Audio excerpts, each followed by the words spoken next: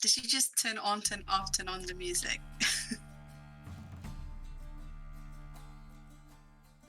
Oh.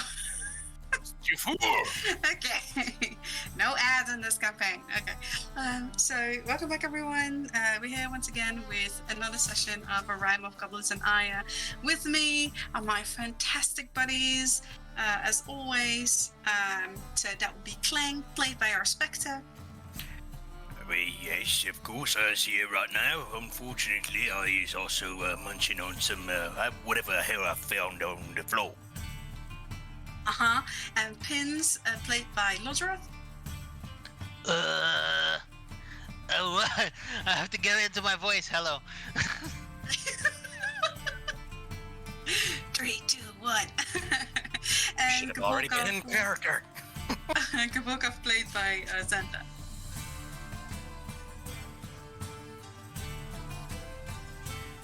Oh, I can do it. Very well done. All right, so every now and then you guys are going to hear some water spraying because it's absolutely hot in here, and I'm sorry if the microphone picks it up, but I'm going to melt if I don't every now and then spray myself with water. So apart from that, let me give you guys a short overview. This music is way too heavy for you guys being in a dark dungeon and about to die. So you guys have entered the hero's tomb the day before on a full moon, and you have noticed the perils of being there. Combat is accelerated, it's dangerous. You guys have fought your first semi-boss that was sort of a sentinel, Sephiron, the Void Caller, who you guys have defeated. And you guys have made your way up to the second floor, where after a tunnel of just a whole mob of skeletons, you made yourself up to a next room where you once again are being ambushed. And that is actually basically it. So you guys came up an elevator, and you had the choice to either go through the doors, not knowing what lay beyond, or going back down with the elevator, where you could hear this big boss Sephiron that you had just defeated, who was now resurrected and going your way trying to find you. You guys decided to go through the door, where you were faced with two groups of skeletons that inflicted either dark or light power on you guys. And whenever you got hit by the opposing power, by the opposing damage, you would take double damage from it, and you would explode in a radius, doing the same damage to your party members. Now, you defeated these pretty quickly down in the hallway, but they seem to have learned, and this time around, they are not a random bunch of enemies scattered about. They actually have taken up position, and they are in some kind of formation. They have not noticed Pins, but they are completely focused on the three of you, and that would be Pins. That would be Clang, Gavolkov, and of course Garth, the hireling that you guys have decided to bring with you. Well, fuck. So, as you guys get into the room and there was some trash talking, these skeletons get ready to attack. You all actually immediately start with an initiative. Yeah, of course.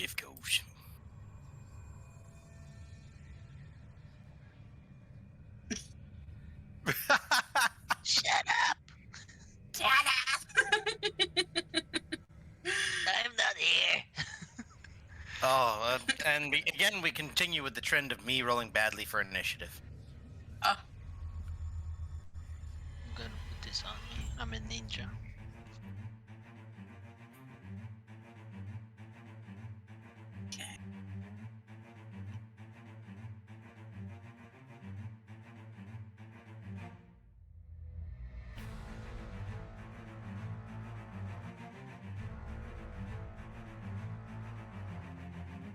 Is that everyone's rolls, guys?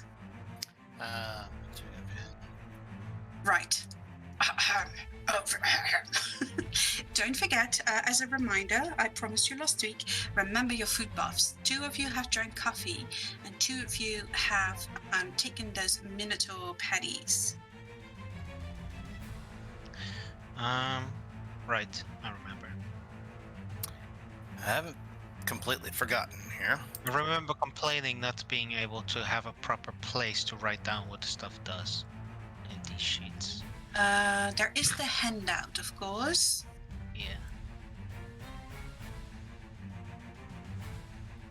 Yeah. Double speed and Let me quick. repeater It's in and the swift. chat. Yeah, that's true. Yep, it's under the master dishes or the dishes. Yes. So basically when you miss, you can try again, and if you use your reaction, and as you a can hit reaction, you can do another hit. Yes, correct. Plus, you get long rest effects, benefits from a short rest, and you don't need to sleep for 32 hours, I think. Again. Yes, 32. Okay. Minotaur patties have that bull rush effect. Don't you forget about that either. Okay.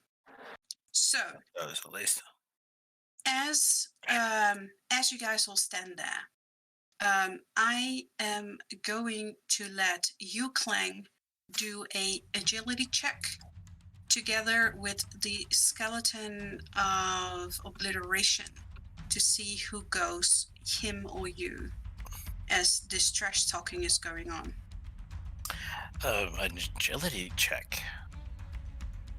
Do I need Or a dex check, basically, just a flat just a dex. regular dex? Okay, flat dex. Yeah. That's fine. You win. Okay, so wow. you have a chance to do something before he finishes his, talking. It was this one What that do was you call it? taunting us, right? Monologuing.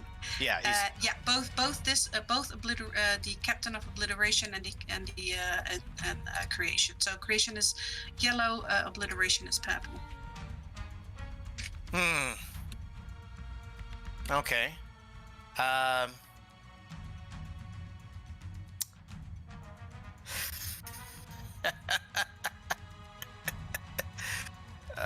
Okay. You know what?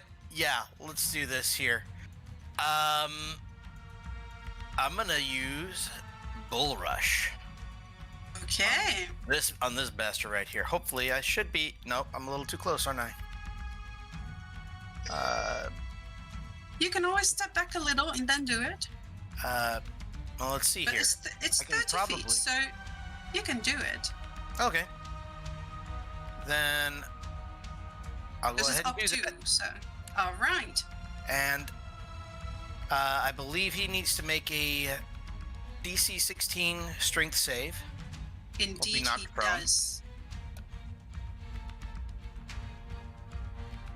They're skeletons. I don't expect them to be that strong, but you never know. He actually crit fails that, so he immediately gets knocked prone. So, I'm going to do a stomp on him. I did not load this up just yet here, so it's just going to be... I'm going to be rolling this off of the roller real quick here. No problem. Damn it. That is still pretty good damage. So you. Oh no, that's the stomp to attack here. The damage. Oh, of course. That sadly does miss though. Yeah, but it's he is prone, so you attack with advantage. Oh, that's right. Haha! Advantage. How's an 18? 18 definitely hits it. Yes. Okay, then I'm gonna go ahead and roll the damage here. This is 3d6. Yes, 3d6. 8. Nice. Oof, 8 damage. Okay, you do it 8 damage. And you see that many of its bones are crushed. It actually drops its sword as it's trying to push up its shield. But your incoming stomp, no matter how small you are, whenever something is laying down, you're still bigger, and you just stomp down and you actually dent this shield. Enough talk. Is all he's gonna say. As he answers you, and he looks up at you in just anger and fury, but it's not his turn. So this one over here is going to look at Garth. It's going to point its sword at it, and he says, "All on him," as he basically directs all the skeletons behind him, and he takes out a bow, and he is going to try and infuse him. That is a critical hit on Garth. That is a 28. He takes 11 plus that is 20. Oh my god. Yeah. He takes 20, and he is infused with necrotic. As he does that, he actually leaps back over here. And that is going to bring us to these over here, who are going to look at you, Clang, and they see that you're not infused, and they have been told to wait for command as they're trying to be tactical. So what they're going to do is all three of them are going to hold their turn. So that brings us to this skeleton over here, who is gonna try and stand up. You do get another attack of opportunity if you want one, as he is trying to get up. Yep, we're definitely gonna go ahead and attack of opportunity this guy here. Okay. 23, you definitely hit it, and it just shatters into dust and bone as it falls apart. But you notice a strange glow coming upon you, and you are used to that. But then it doesn't explode, but you are infused with light. No! They've learned too well! So, as these over here have been well trained, they are all going to take their shots at Garth over here. So all three of them are going to shoot at him. That is going to be a miss, a hit. 7 plus 22. 29. 29. Thank you. And that brings us to pins. So you're off turn, your legendary turns, basically. Okay. This still They do counts not as seem to have seen you at all. this still counts as a dread ambush round because it's the first round of combat, even though it's a legendary turn. Yes, Okay. yes, it is.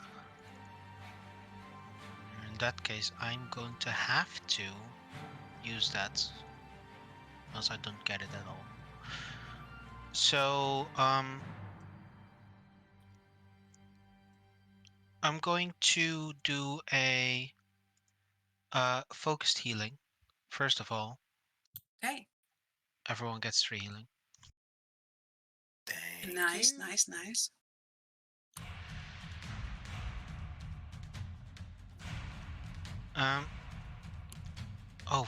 He's looking bad already. Gars.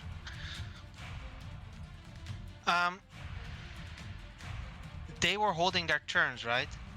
Yeah, the purple ones are holding their turn. You can see it. You can see they all have their bows at the ready, but they're not doing anything yet. Not good. I'm going to shoot. Sharpshooter.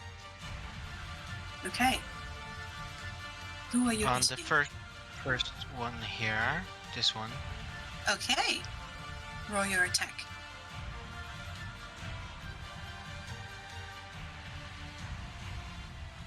$19. That definitely hits. So that's 21 damage. You just immediately obliterate this one. It turns into, once more, a pile of dust. Nothing happens, but you do feel suddenly there's this necrotic kind of purplish light on you, and you are purple infused, but it doesn't detonate. Okay. A dread ambush Yeah, go ahead. on The second purpley. Okay, go ahead. 18.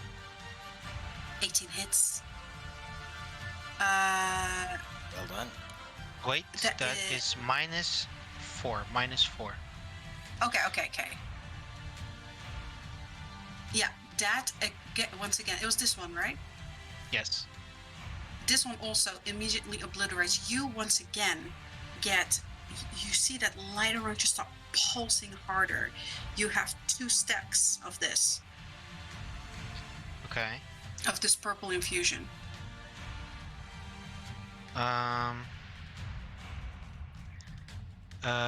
Reaction swift thingy. No, not swift. Reaction. I mean, just simple.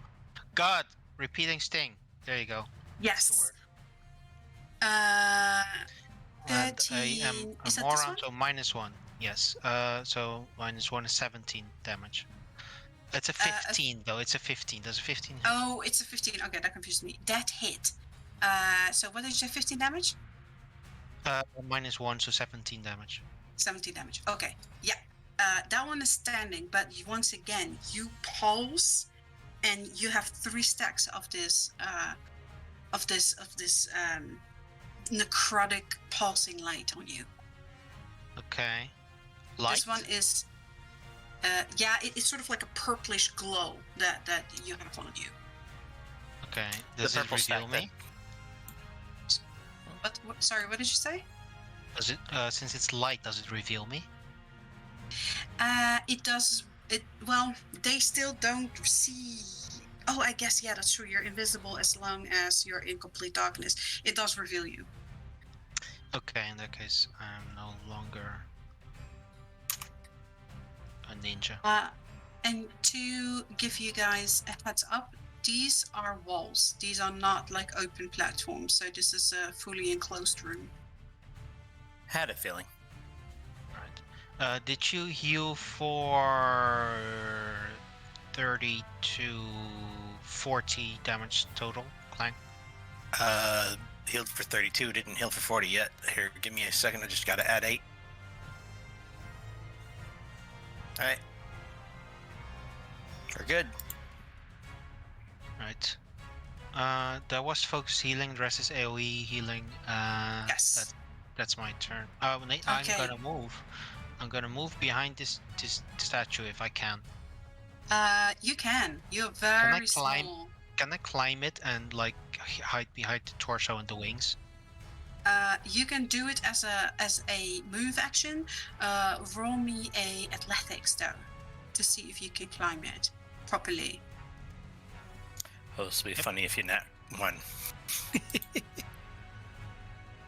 Damn it. 13. You kind of clumsily, like, you kind of climb up and you like pull yourself up on the sword, and you notice this shit's real sharp for a statue. You still manage to get up there, but you do get 3 damage, slashing damage. That's fine. All right. That actually brings us to Gavorkov. Gavorkov's off turn. This one is heavily wounded.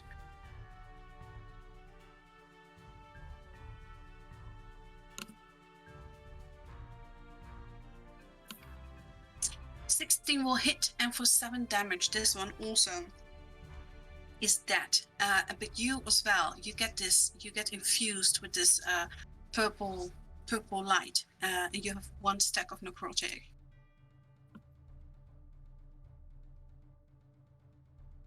Second Eldritch Blast misses.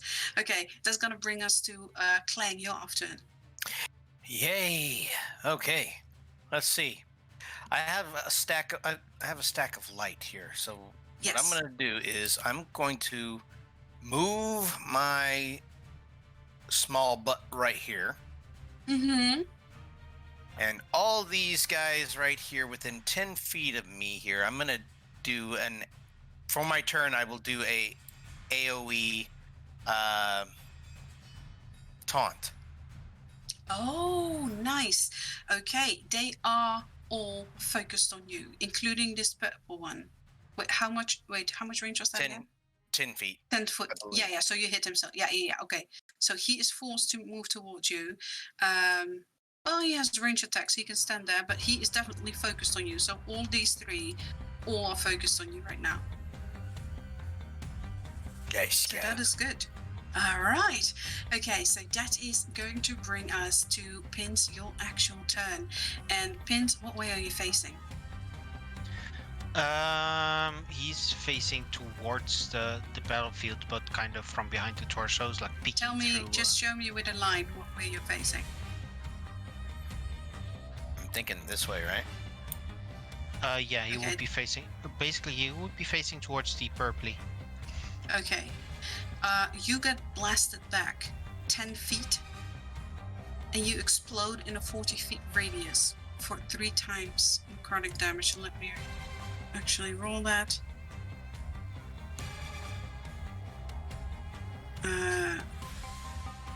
That is 32 necrotic damage to everyone in a 40 foot radius. And you take double if you have light infusion. You are just out of because you get blasted 10 feet back. You are just out of range of that, Clang. So Thank God. because you're on this statue, I'm gonna say you can only get blasted so far back. You get blasted into these wings, and then roll me a dex save to see if you can, if you fall down or if you can grab on to it.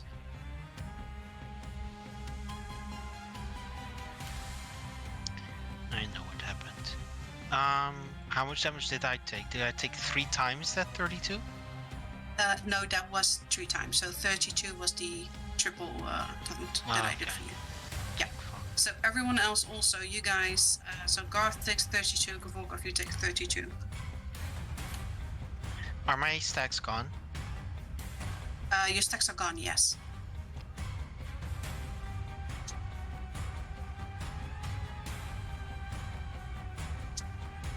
Okay.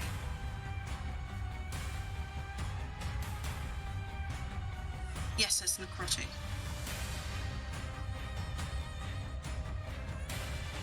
Your deck save, Pins. Mine? Yours only Pins is because you got blasted back, but since you're on the statue, you're getting blasted into the wings. But now you need to make a deck save to see if you can grab on and fall down. And that's a 9. A 9. I will ask Morgana to help me. Okay. There you go. Oh. Morgana, You get please. blasted back into these wings, and for some reason the curve just sort of slides you a little bit, like right down and then up this curve, and you land right back on the arm where you're standing, and you're like, wow, I'm so good. And in your mind you hear, every time you do something cool and Morgana's blessing helps, you hear that cackling in your voice, in your head. You're not sure if it's your imagination, but it happens. No, I've been drinking a lot of coffee and eating some shrooms. Could be anything. That's completely true. Okay, is that your turn then? I haven't done anything wait, yet. you Let's haven't start done off by anything turn yet. I You got just blasted. and hurt your team members. Go ahead. There we go. For healing for everyone. All right. Alright. And since I no longer have stacks, I should be invisible again, right? Yes. So I shall do the shooty mapooty. Oh my.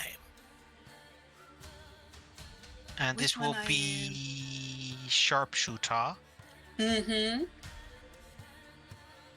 Yeah, one move. Yeah, okay. I'm not gonna explain. I'm gonna shoot the this one. This one over here? Actually, no, I'm not going to do that. I'm going to dispel you. Okay, go ahead. Uh, That's your bonus action. bonus action. In your turn, this is your actual turn. So in your actual turn, it's a bonus action. Oh, hell yeah. Clang, you're dispelled. Oh, lovely. You're Clang, what way are you facing? I just rushed in from I just rushed in from this direction, so I would be facing this way. Pretty much that way. Okay, you get blasted back as you get dispelled. Immediately, this massive blast comes out of you. Everyone in a 40 feet range from Clang is blasted with. That does not hit you. Yeah, that's Garth and you. You get blasted 20 foot backwards. So that's around there. So let me roll that damage. But your stacks are gone. So that is 16 radiant or 24. No, that's not right. Okay, 32. 32 for everyone with purple fusion. Oh, are you okay? Yeah, somehow or other, Watch Together got knocked off here. Thankfully, the music's not coming through Watch Together right now, I don't think.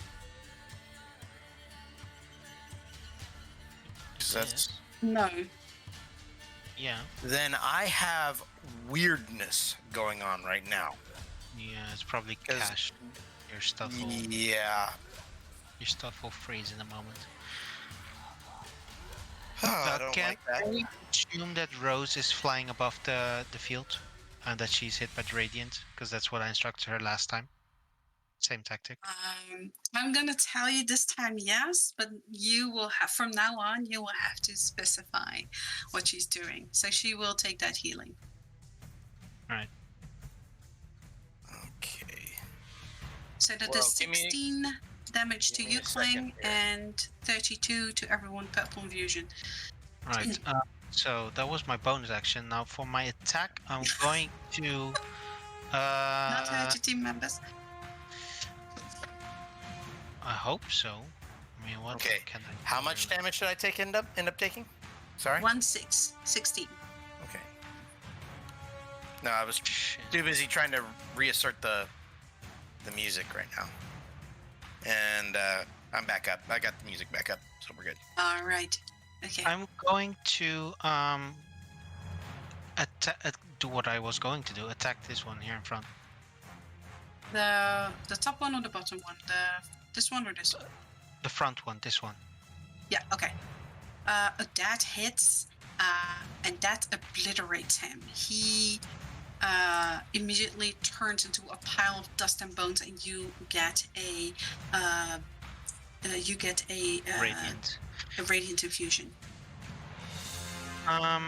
That's 12, 15, 33.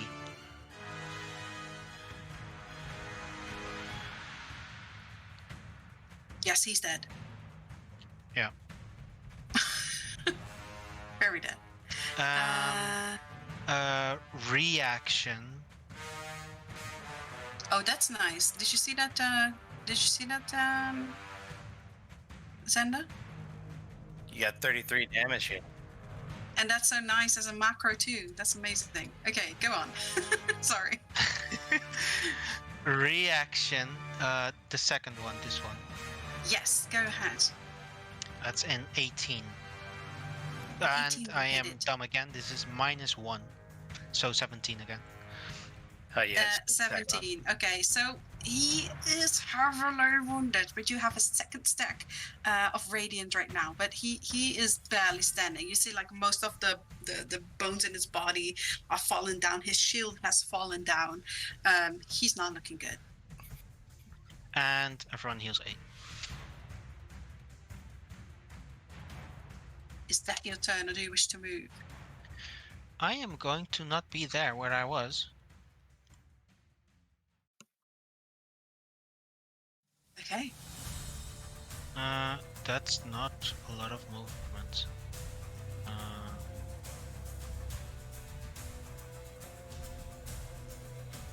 That's true. You are a hamster. Caffeine. Yes. Okay. That's where I am right now, and that's my turn. All right. I am standing against the wall, like Yeah. a freaking mime, acting like I'm invisible, but I'm glowing. But you don't know. So these two, looking at how all of them are basically crumble to dust, this one smiles and starts maniacally laughing. You hear the clattering of the teeth on top of each other, and the others start to mimic this, and this sound starts reverberating louder and louder and louder. And this is sort of distorting your senses to a point where you're going to attack with disadvantage. These two are going to, seeing the purple infusions over there, are going to both attack one each. So that is going to be one on you, Gavorkov, and one on Garth. So that is a 21 on you, Gavorkov. Is that going to hit you?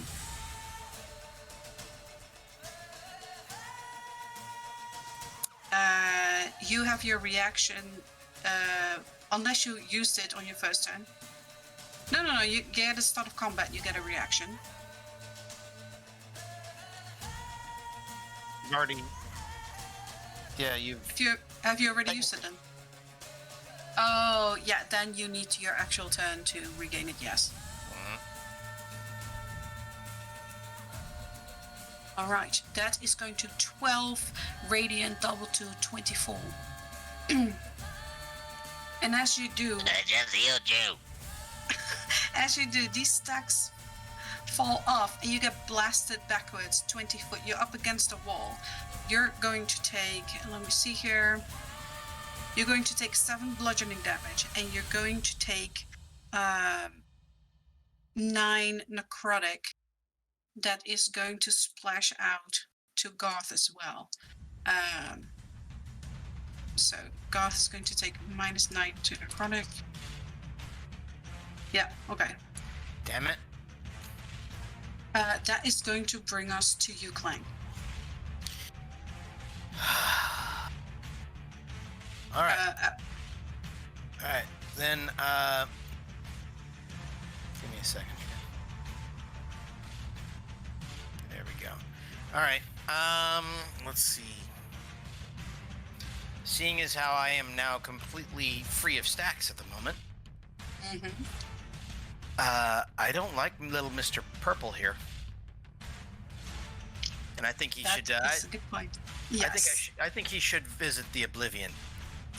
So he is currently there, and I am going to go ahead and just slash at him with a katana here. Let's see. That's with disadvantage. Oh, disadvantage. Sorry. Let's re-roll that real quick here then. That is still going to hit. You definitely hit it, and 12, 16. It is really bad looking. It is bloodied. Well, if it had any blood, you see like the dust and the bones. You half cave in the skull, and the clattering of his teeth stops as the other two continue. But this one is no longer able to do so. But I have a second hit. Go ahead. And I believe it's still at disadvantage, you said. So yes. I'm gonna switch into Goblin real quickly and say, I don't like leaving things undone. Damn it, how's a 14? A 14 misses, but you do have Swift. This is true. I do have Swift. Damn it! Same roll. How? Okay, sadly that misses, but you did a very good attack on it. You do get 1 purple infusion, but he is on the brink of death. That is going to bring us to Garth. Garth is going to, you see once more, he digs both his heels in the floor, and you actually hear this as the tiles under him burst, and he actually sinks a little as he goes ablaze once more, and you see that he focuses and he does a rapid healing. Okay. That is his turn, but he will run over here. And he is gonna wait there. That is going to bring us to Gavorkov. You need to roll me a death save.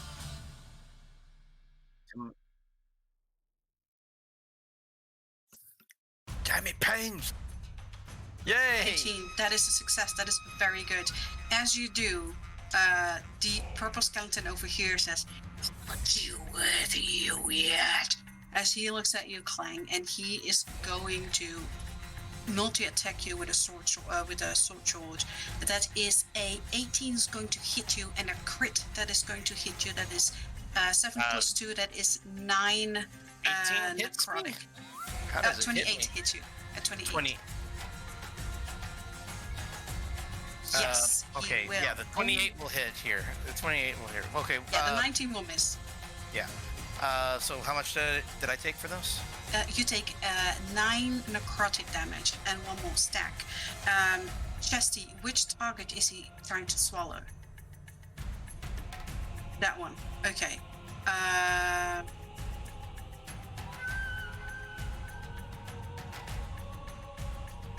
Yes, it does. So this one disappears into Chesty. And as only one of these skeletons is now clattering its teeth, the distortion dissipates and everyone can attack normal again. This one, however, is going to shoot at you, Gavorkov, trying to finish you off once and for all. Yes. Yes, absolutely. It rolls a 16 with disadvantage. That misses. Okay, so you're good. That's it. You don't get any stacks either. That is, well, that is your full turn, actually. So the off turns, you guys. That is Clang. All right. I don't like this guy. He needs to die. He has to die. Mm-hmm. He's the one that's going to be given stacks here. That How's that? hits. That hits. And as you do, he just gets smacked into oblivion. You kill him, and as you do, you get that those stacks on you, they burst, you get blasted back 20 feet. Damn. And you take, well, only 8 necrotic. 40 feet radius. 8 That does necrotic, hit. you said? That does hit pins. Pins. You take 16. Is the explosion where he got impacted or where he lands? No, you're right. It's where he lands. So that is just Garth. Thank you for finding me. So he has also. So that is just 8 for him as well. All right. Fucking hell. But you killed that thing. Very well done. That brings us to. Unless you still want to move. I am gonna try and, since I can make my own technically, move here. Yeah, because I'm gonna technically come you over can still here. move and attack. Yeah. Would that give us a little bit more of a flank? No, well, Garth can. Yeah, move it. that's flanking. That's flanking. Either way, I'm gonna come over here and I'm gonna. Actually, I still have 1 attack left. Yes, you do. Let's carnage. That is a 20. A 20 definitely hits, and with that 12 damage, this one also gets blasted into oblivion. And with a final scream, you get this. You get this radiant. So my God, you get this radiant thing on you. Infusion. Oh, radiant stack. Lovely. Okay, that brings us to you, Pins. God, you might not want to stand there when he goes up exploding. Pins. And also- Well, you are still facing this way. Yeah. Okay. You also get blasted back, but since you're against the wall, you just got you get impacted against the wall. So you take 5 bludgeoning damage, and with your 2 stacks, you get 24 radiant damage. Okay.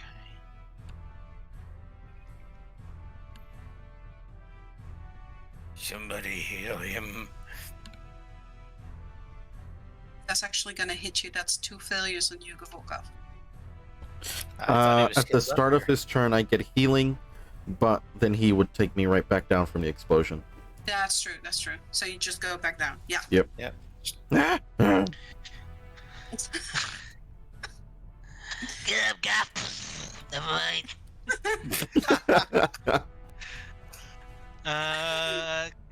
May I do a perception check to see what the fuck is hitting us?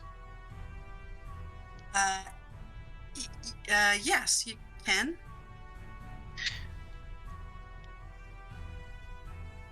Your stacks are gone, by the way. Yeah. Do me also an insight. You, especially with your perception, your tremor sense, you don't notice there's 11. necessarily anything else. With an 11. 11, you think these explosions are now delayed and cause blastbacks. Uh-huh.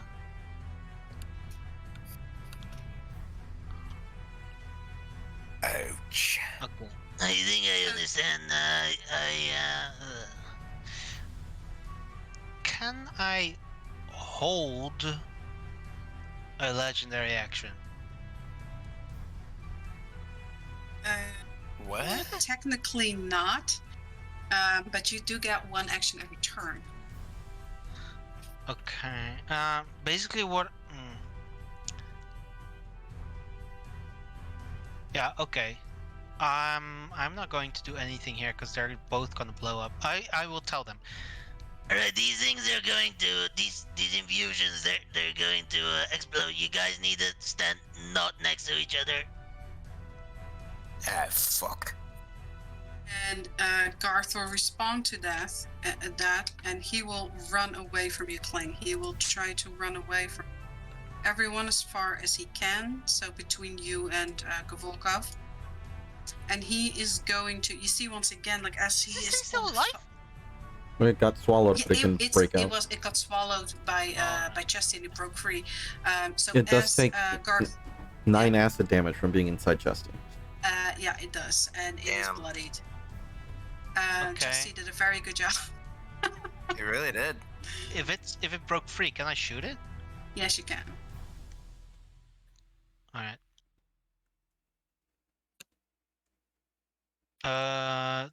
Do we get disadvantage again from him, or has that quit? No, that's quit because there's only one skeleton left.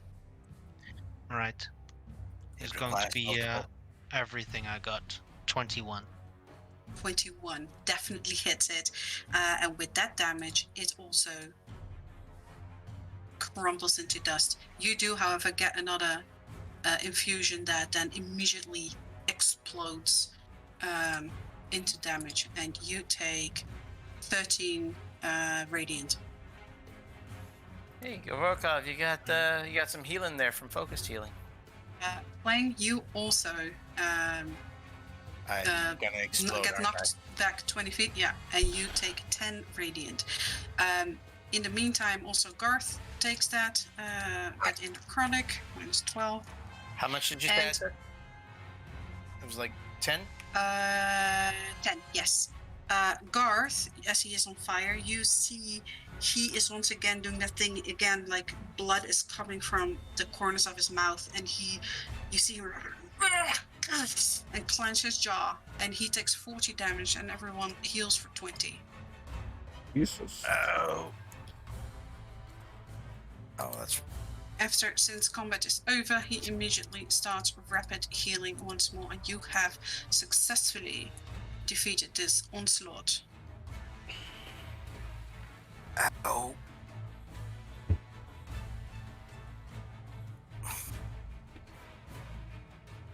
Cav, you alright?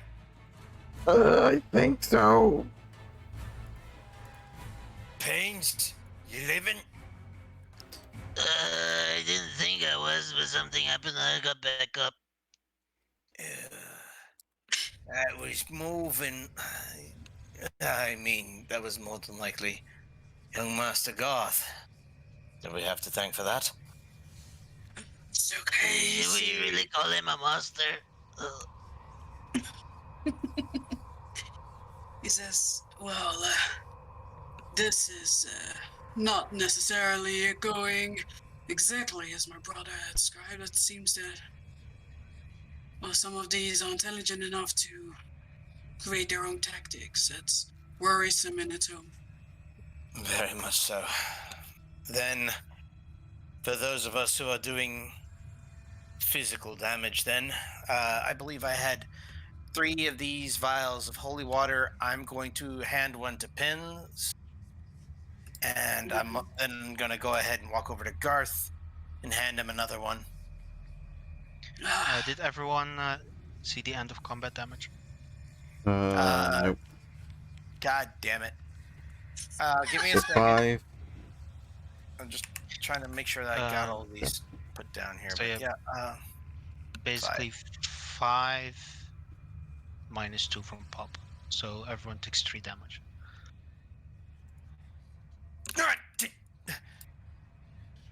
Pins, I swear, most days that's more trouble than it's worth. But it is welcome. Alright, you wanna tell that to Rose? Hey, Rose, Clank doesn't want your healing and your services anymore.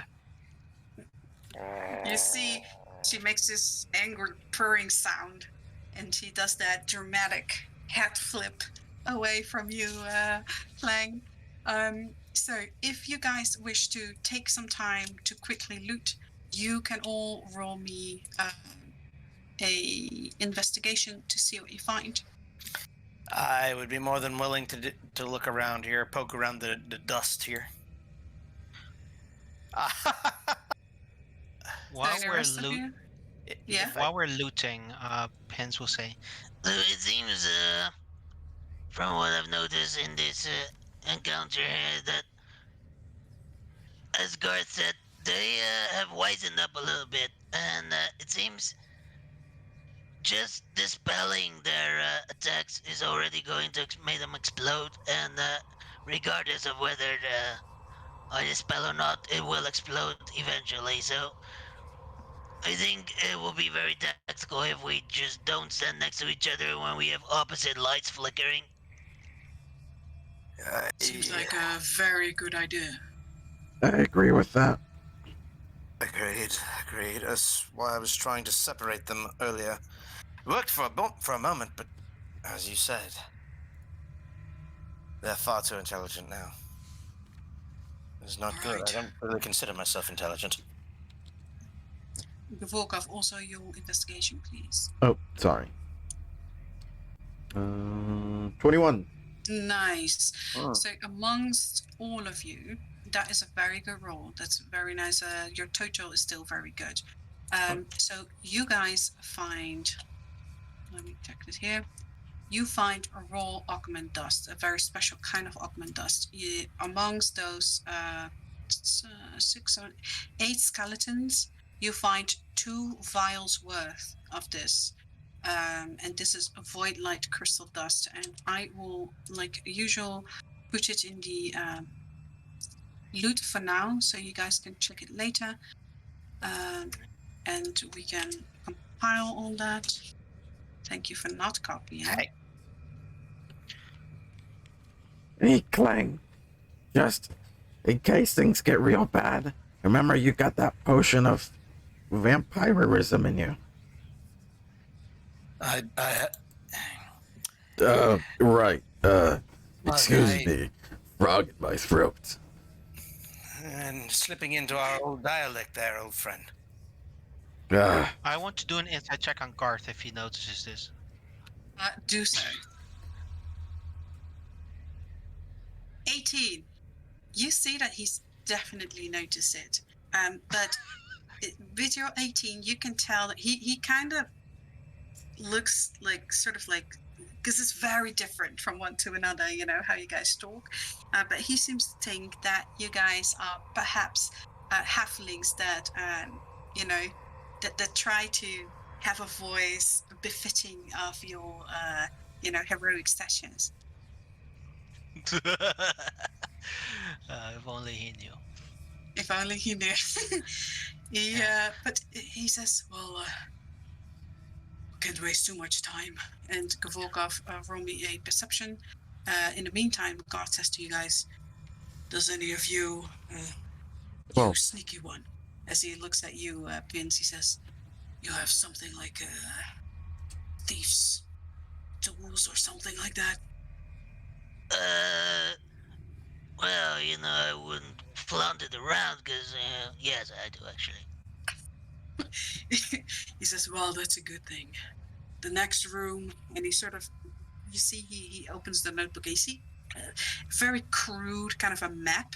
And before you, behind that door, he says, there's a strange room ahead. It has several doors. Most of the times, both of two pathways will be closed off with barriers. My brother has never seen them off. He does say that in random places, there are these magical traps. You can only spot them about 5 feet ahead of you. But they're extremely dangerous. And if any of you have any kind of tools to deal with that, and have some, and he looks at Kvolkov, touch to the arcane, it would definitely help getting... Well, we're gonna get ambushed either way, but not immediately get killed. See, the room ahead is one of the rooms my brother feared the most. There are these creatures, they devour your soul. They may very well kill you, so whatever you do not get frozen in one of these traps. Okay, well, I don't have a 10-feet pole, but there's a 2-feet femur count. And he looks at the skeleton. You can definitely take one of the short swords, which would be very long for you. You can kind of use it as a 10-foot pole if you want. I do have this, and is gonna cast Mage Hand as a spectral blue hand pops up. Actually, I'm gonna have it look like a miniature, if that's even, or maybe actually a bigger Gavorkov in the spectral form. Is that possible? I mean, Well, it's basically just a hand that picks up things. I'm just gonna make it look like a person picking things up. Unless you'd like to say that, nah, that's too much.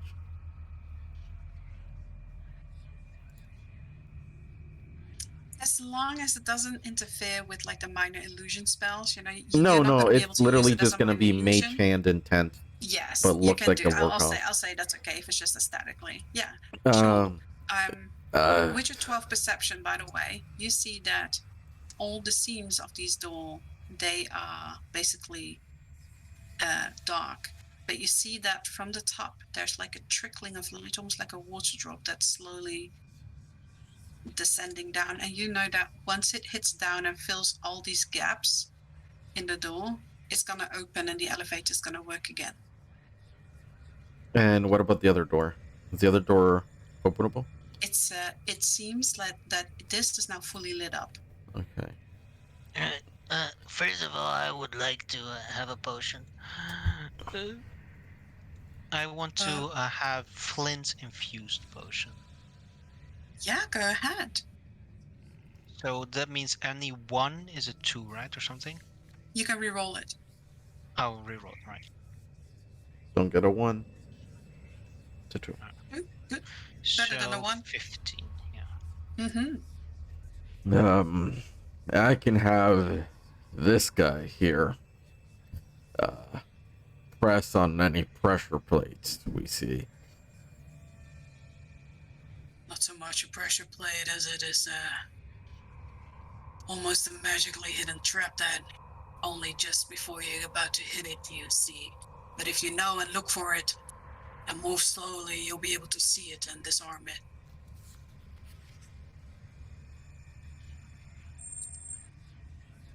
Let me try and focus on something, and hopefully it doesn't kill my brain. And he's going to try to focus detect magic, but try to shut out the tomb magic and only focus on actual, otherwise magical effects he would detect. Okay. Roll me a wisdom save. Oh, Lord. 13. 13. You do not quite manage to ban out the tomb. It's like overwhelming rushing sound, like an ocean like rolling around you. That's the amount of information you get. Now roll me an intelligence tech check to see how much you can focus. 6. A 6. Okay. Hey, Gav, what are you doing? You think Gav? that whenever you think there's something over here, you actually change your mind. There's something over there, but there's something over there, and there's something over. It's just you get pinged from so many sides that you're unable to fully focus.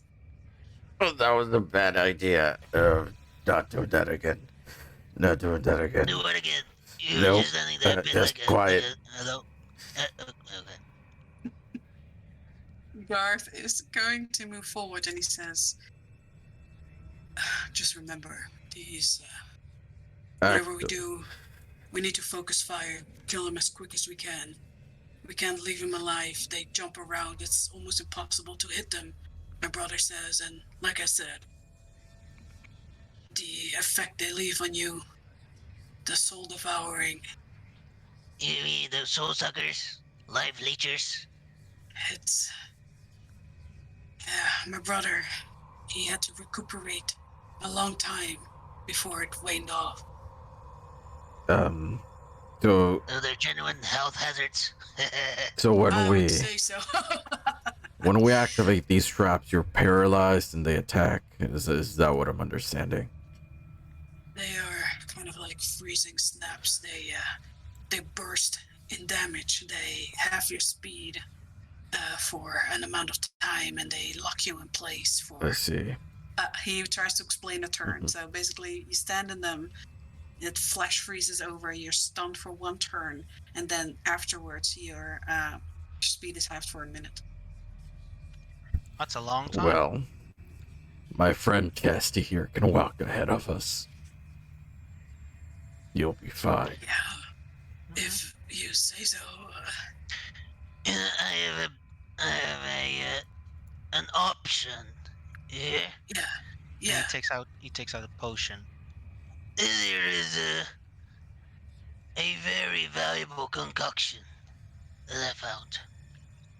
And it could give us quite an advantage. It will render whoever drinks it unseeable for the enemy. Basically, it's a potion of invis. Oh, but that's amazing. Yeah. Well, I suppose the person who would die the quickest should have that. Yeah, I was thinking that too. I was going to give it to Gaff, but I was considering maybe if Clang runs in first and they don't see him, he gets an advantage on surprising them, perhaps. But this is why I proposed it to the party here. Well, I wouldn't exactly be able to capitalize on it as, say, per you. You would be able to capitalize on it far more than I would. The thing is, the traps don't need to see Clang to activate. This is also true.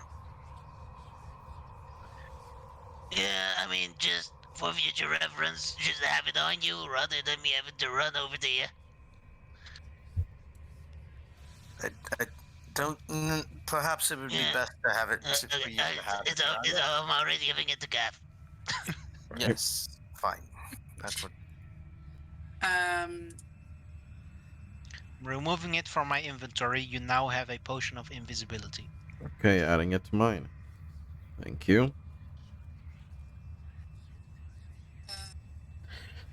Garth stands next to the door and he says, "Whenever you guys are ready, have your tools at the ready. All I know is that they're opportunists. If you pretend you don't know that they're there, they will try and wait out until you get trapped in a trap." Pins. Do you have thieves' tools, a set of them with you? Yeah, right here. Oh, sorry, fell on the floor. I got him. Actually, let me check.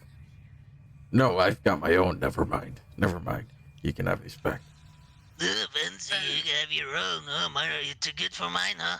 No, I just thought maybe. That's all right. Okay, fine. So he'll take out his own. You guys can, everyone who wants to look for traps can roll investigation if they want, or perception, either one. And you two can either help each other, roll with advantage, one of you, or both roll your own. Gonna have Or thieves' tools, I mean. Mei-chan Gavorkov be given the thieves' tools and start investigating himself to give the aid action to Pins. Sure. Yeah. Okay.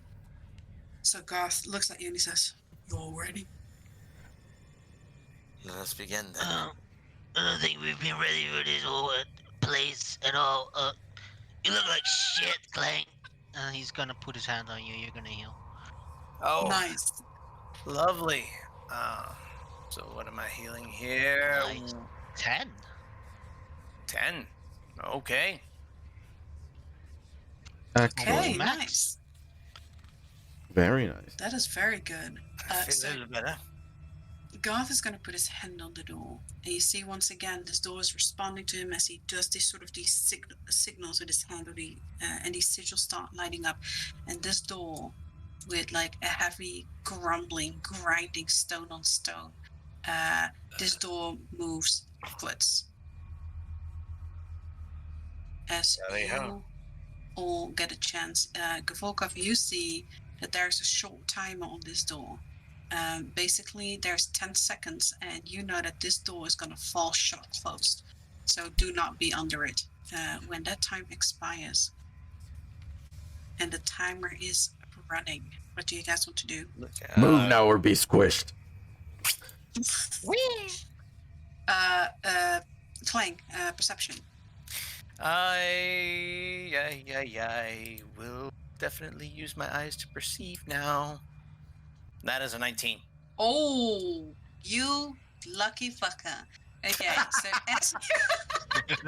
as you move and run over there, you just stop like in your tracks as you think you thought there was nothing, and suddenly there's a weird sort of glimmer, and as you actually see it, it becomes clear to you as right in front of you are these strange kind of areas on the floor. Oh dear. That is definitely not good. Hey, Garth. I'm whispering.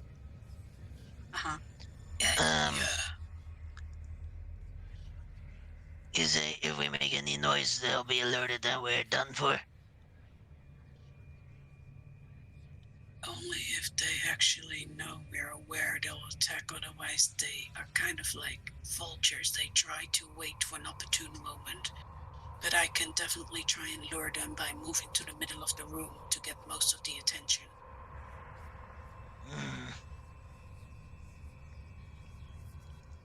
Do we see this too? Yes, once basically it's weird. It's like a magical trap. Once it's actually been spotted, it becomes visible. So once someone is aware of it, it becomes visible.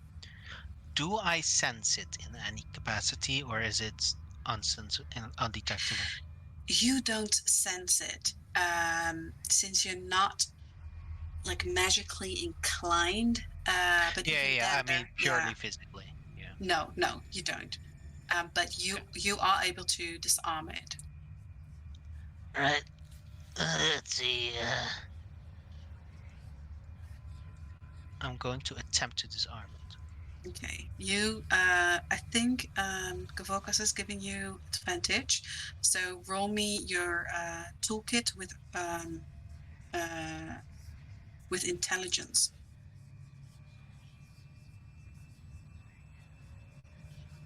13. It's a little sloppy. It goes off, and sort of you see like as it does, like this entire area freezes over. But it is disarmed. Yeah, there's all these colors and strangeness. It's almost like stepping, seeing into a different. It's very strange, optically, but it is no longer an active trap. Okay. Move, Clang. I'm trying very hard not to move.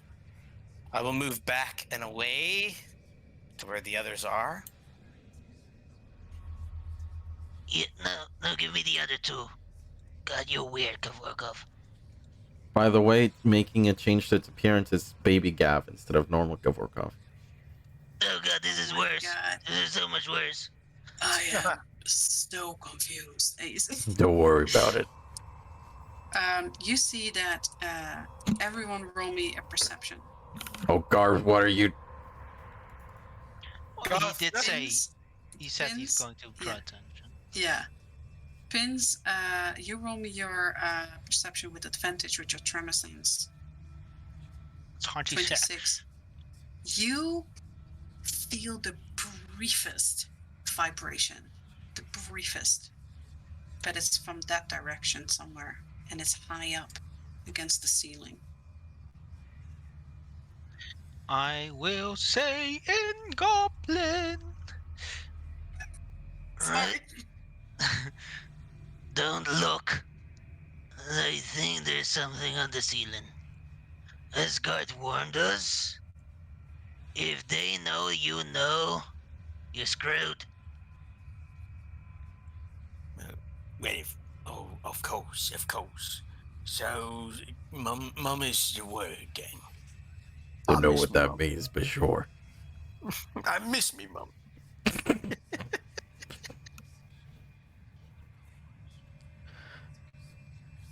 How's Do I you was- continue to move through the room? Sorry, go ahead. I was fidgeting with that puddle going.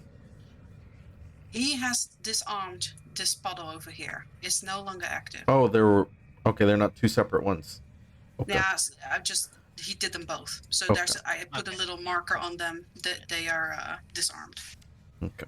I will put the femur from the last room and poke it. It's weird. It's the femur sort of disappears in it. Like I said, like it's almost like a different dimension, but still seems to it's liquidy and it does stick a little to the femur before falling back into the puddle. I think it's fine. So, we may pass beyond it then. Yep. Well, Vince, as you start moving on, and you disarm this one, you feel that the vibrations from whatever is coming from the ceiling up there, it's getting a bit more tangible. Whatever is going there, it seems to move right above you as you move. He will say to Gav. He will actually whisper to Gav. Right. It seems to be following us. La la la la la. saying that in Goblin? He whispered it to Gav. You wouldn't hear it. You Whisper see, it in Goblin in case these things can hear you anyway. Yeah, I Garth did is, whisper it in Goblin. yeah. You see, I am Garth has contemplating talking into another language, but there's so many adventurers coming here. They probably know languages. That so is I don't know. very. I'm serious. That is actually a super smart move from you, and because of that, I'm going to give you inspiration point because that is exactly what would happen. Yay! so because you actually did that, yes. So Garth is standing still here, and he sort of tries to get your attention, like subtly, Pins, by sort of eyeing you intensely. Gavorkov is also going to grab out a spell scroll from his pack. He's gonna grab shield.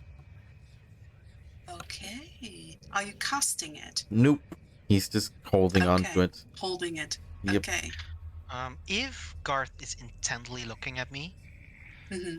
Pins will just with solely he's wearing a hood, so it will be hard to see from above, hopefully. But with solely his eyes, he will sort of look up. Garth sort of keeps his eyes closed briefly and then opens his eyes, and he's trying to convey to you, roll me an insight. He's trying to convey to you that he understands. It's not just roll me above a 10.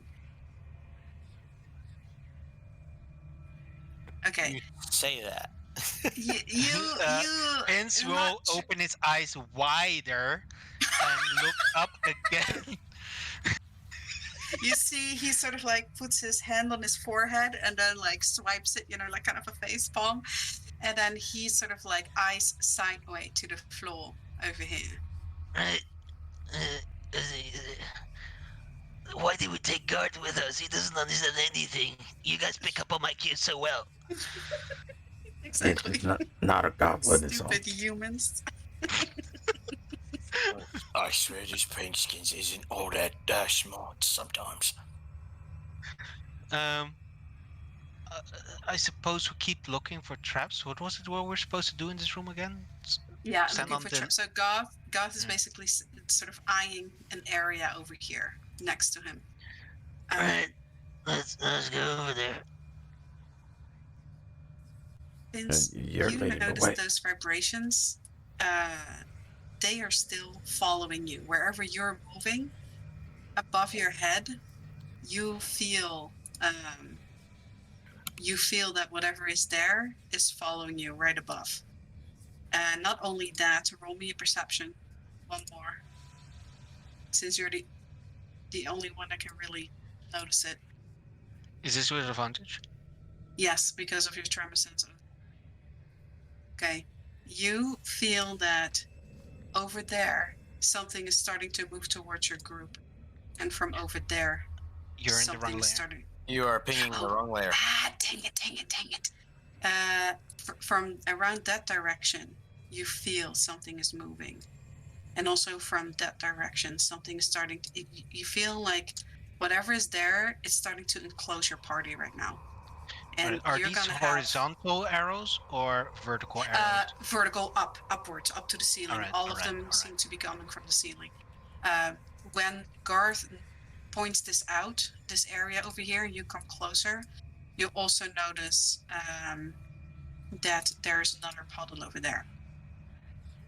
You will whisper to Garth and to anyone who's in immediately range. Mm-hmm. Get ready. And I will attempt to disable this. All right. And as you do, Pins has saved and I you will, all. Yeah.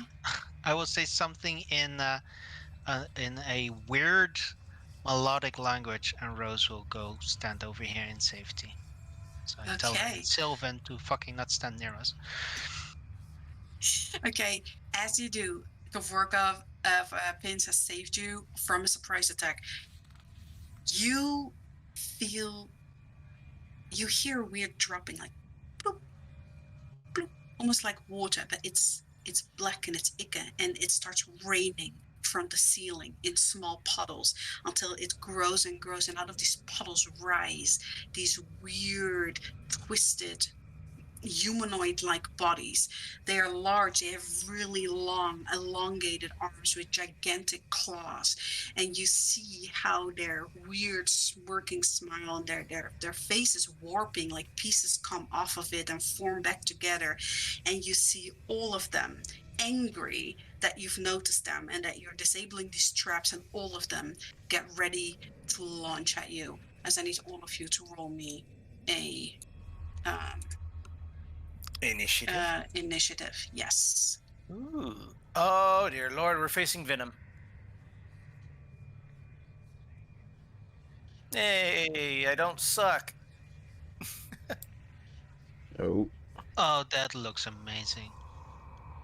Venom. Not even. This is weirder than him. Vengeful Soul Eaters. Nice. We're gonna die. Yeah. Why does Rose have a so cool? Because I think you're holding Rose instead of yourself. Oh Lord.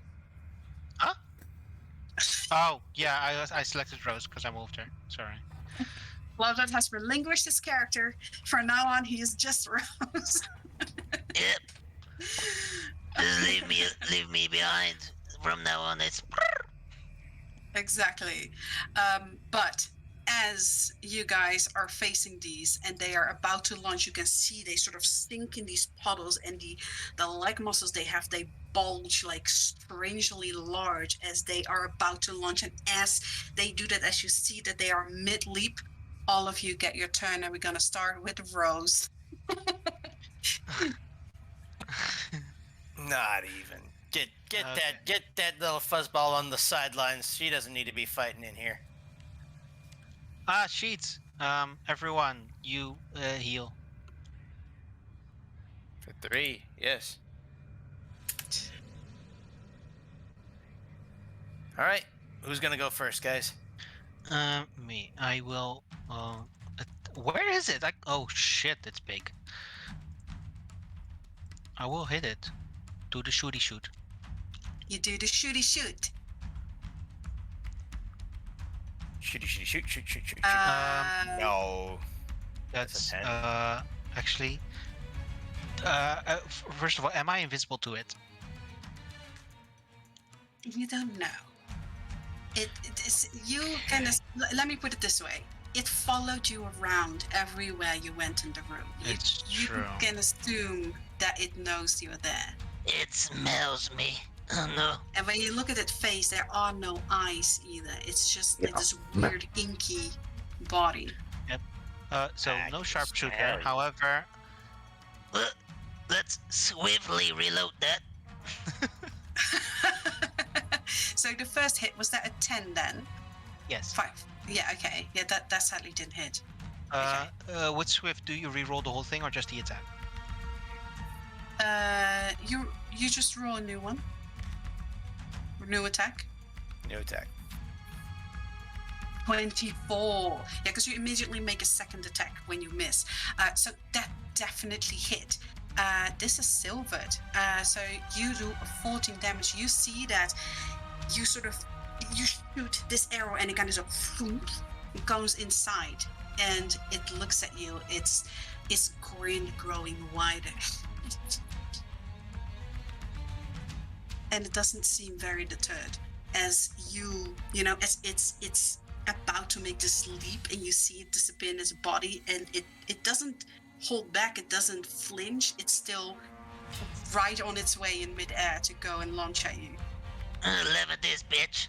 I take out Needler and I shoot him again. Okay. With ambush. Yeah. All right. Speaking, yeah. However, this is going to be with a minor incendiary bolt. Okay. Can I use that with Needler? Yeah, because it's not an a property bolt. Right. So ambush. 20 definitely hits. Once again, you see, and you shoot your arrow, and this fire, you see this bolt of fire, and it immediately gets extinguished when it goes No into its sneak. body. No sneak, but plus 8 Okay. ambush damage. Yes. Okay. And bonus action attack again. Okay. Go ahead. Wait, did the incendiary bolt do better? You saw that it's a flame ablaze, and as it hits the body, it immediately gets consumed into that inky blackness, and it seems to immediately douse.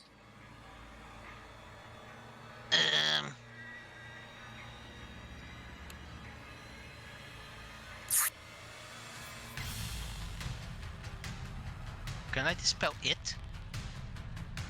Or can I only dispel allies? You can dispel friendlies. Yeah. Right. Yeah, no, in that case, just bonus action attack again. Okay, go ahead. 16, you hit it.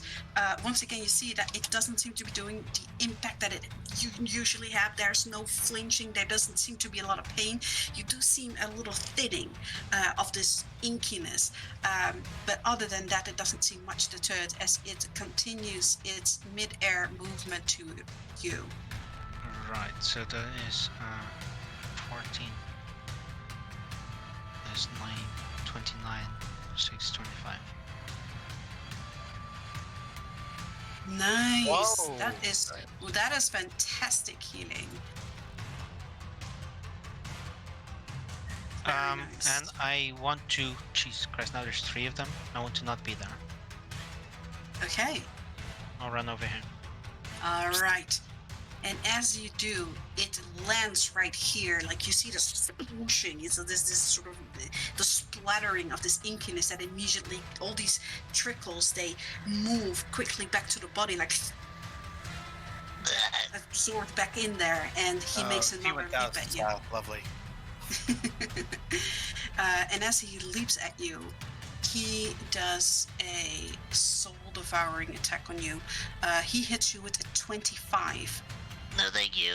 And I will use my reaction. Uh-huh. Is my movement doubled with my reaction?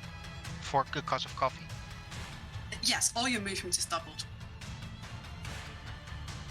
Okay, you move over that. You see this smirk starts fading, and just as much as the corners of its mouth were upwards, there's now downwards as it makes a final leap towards you. As it missed you saw like this maw, like its entire head opened, and you saw teeth everywhere within it. And Oh, they got. Out of curiosity, yes, wouldn't Gav had an attack of opportunity against it when it moved? yes, down? you definitely. Oh, I didn't even will. realize. Shit. As it's leaping, as jumping and guard. leaping by you.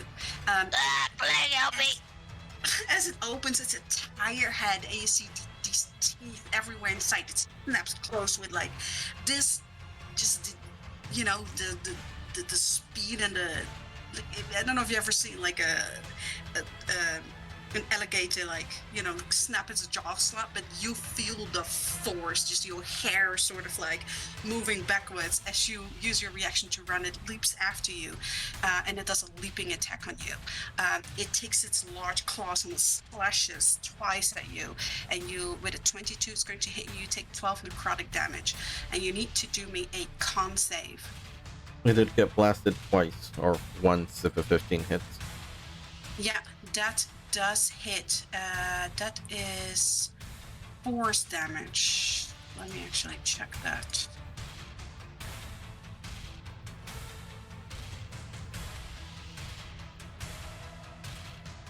It is not resistant to that.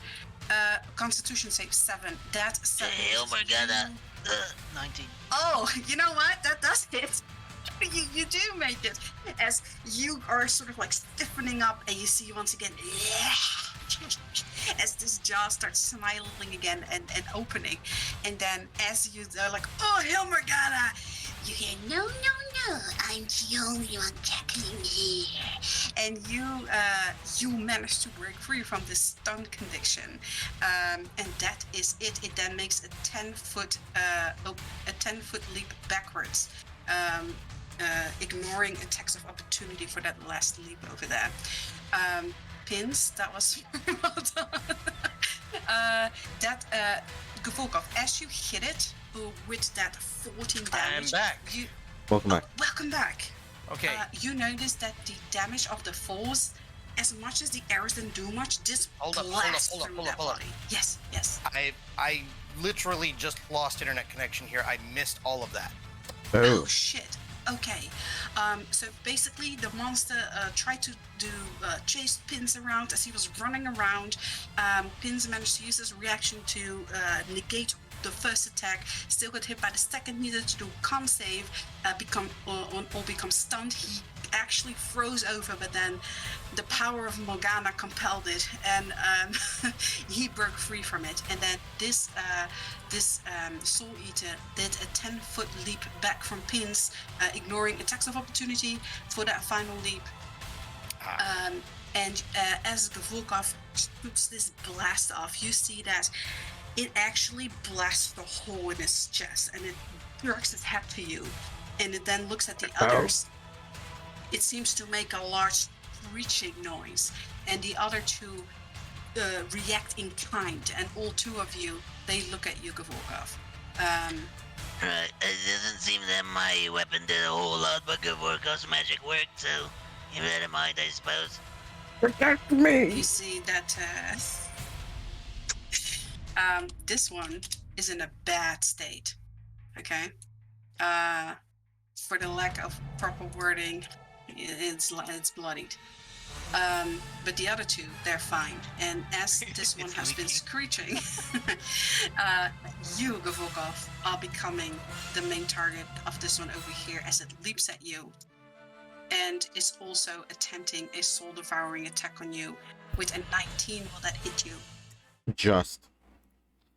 Okay. You take 50% of your current hit points. Oh my lord. In force penetration damage. Roll me a con save. 23. 23. You feel this sort of strangeness seeping into your bloodstream, and you feel as you see the same thing as its entire head opens. You see all these teeth. You see this blackness as he bites into you. You don't feel anything when your skin or anything until you feel this sharp coldness in your chest, your body, your veins everywhere as it eats away at your soul, and you feel creeping through your body just this essence of death, but you shake it off. But your maximum HP is reduced by that same amount. By the same amount of damage? Yeah, yes. So also by half my health. Okay. Yes. And as it does that, that is its turn. This one is also trying to leap at you, but Garth actually runs up to here and taunts it. So it turns back. So as it feels its leap here, it turns back to Garth instead, and is going to hit him with another leap attack, which is it's going to miss him. So that brings it to you, Gavor. Okay. I have no idea what to do anymore. Okay. Okay. Action. What's this thing called again?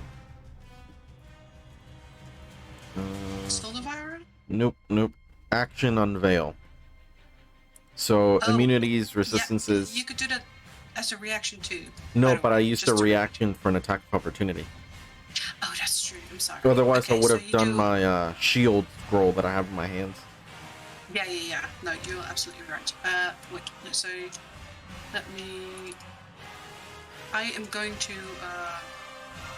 do blah blah blah. I'll put this in the chat for you guys. But it is resistant to acid, cold, fire, lightning, thunder, bludgeoning, piercing, and slashing from non-magical attacks. It is immune to poison. It absorbs necrotic. And it's immune to charmed, exhaustion, grappled, paralyzed, petrified, poisoned, prone, restrained, and unconscious. And you know that this is some weird, corrupted kind of banshee. Okay. Jesus, there was a list.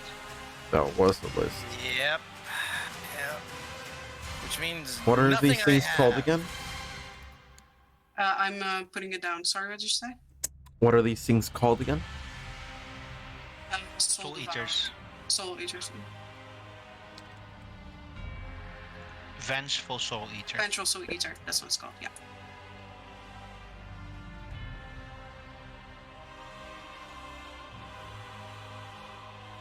Let me put this in general for you guys here. Please.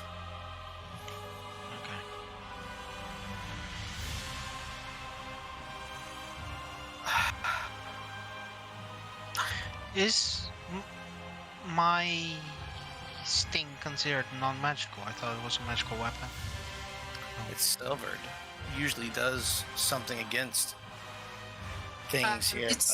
It's silvered, and it works against creatures that are sensitive to that.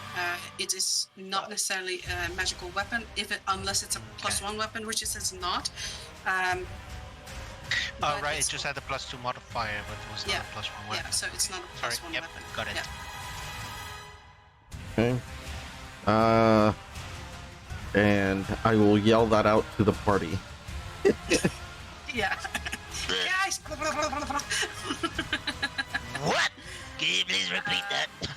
Remember that Pins is imparted. For some reason, when you're in the dungeon, when you've imparted it doesn't end. they stay that way. So Prince, you know all that information automatically as well, and I'm not sure whether you imparted Clang as well. No, because I can only do one at a time, I believe. Yeah, it just needs another action. You can do another person, but it just needs another action. That? Okay. Wait, I am so much more knowledgeable suddenly. What happened? You're welcome. Don't kill us. And then if I move, I die. He'll quiver in place. Okay. Remember that you do. No, fuck you don't. You haven't. You have used your reaction. Okay, Clang. Yeah. It's your off turn. This one over here that's attacking Clang, or I'm sorry, that it's attacking Gav here. It needs to feel my sting here. But I can't do a whole lot here on. DM, I just need a rule. I just wanted to know here. Yes. It's a bonus action to coat your weapon in something like a poison or holy water, right? Yes, I rule it a bonus action if you have. But if you have proficiency with a poisonous kit, it's a free action. If you have expertise with it, the poison also lasts for a lot longer. No, okay. Well, that helps answer my question here. Just means I can't do any of that on my off turn. All right. Then Burble will help me. Please help me. Okay. Katana, one-handed. No, by miss. Remember, you now know as well that it's sensitive to force damage. If you have anything that, if you want to use a bonus action... Only Burble has force damage at the moment. Yes. So Burble has force damage, that's fantastic. Mm-hmm. And since I missed the first one here, it was a swift action. Yes, 20 will definitely hit. That force damage, you slash with your sword, and as you do, you see you actually do a lot of damage. It does like... as it kind of like tries to move its body away from your slashing, you do it a good amount of damage. Yeah, unfortunately, I don't get it for the second hit. For this second hit here that I'm about to do. 21. Okay, so it's resistant to lightning, but hey. Yeah, but you still, even though you still do it a good amount of damage, and you see that this one is slowly starting to wane as well. So you did a good turn there. Yep. And I think that's all I'm gonna do. All right, very good. That brings us to Gavorkov. You had your turn. Pins had your turn. Garth used his reaction as well to taunt it. That actually is going to bring us then to the next turn, which would be your actual turn, Gavorkov.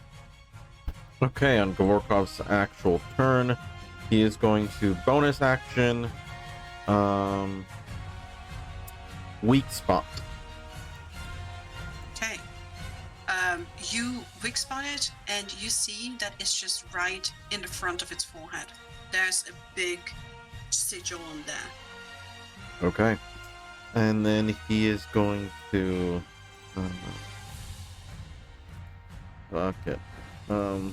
action blast it right in that forehead.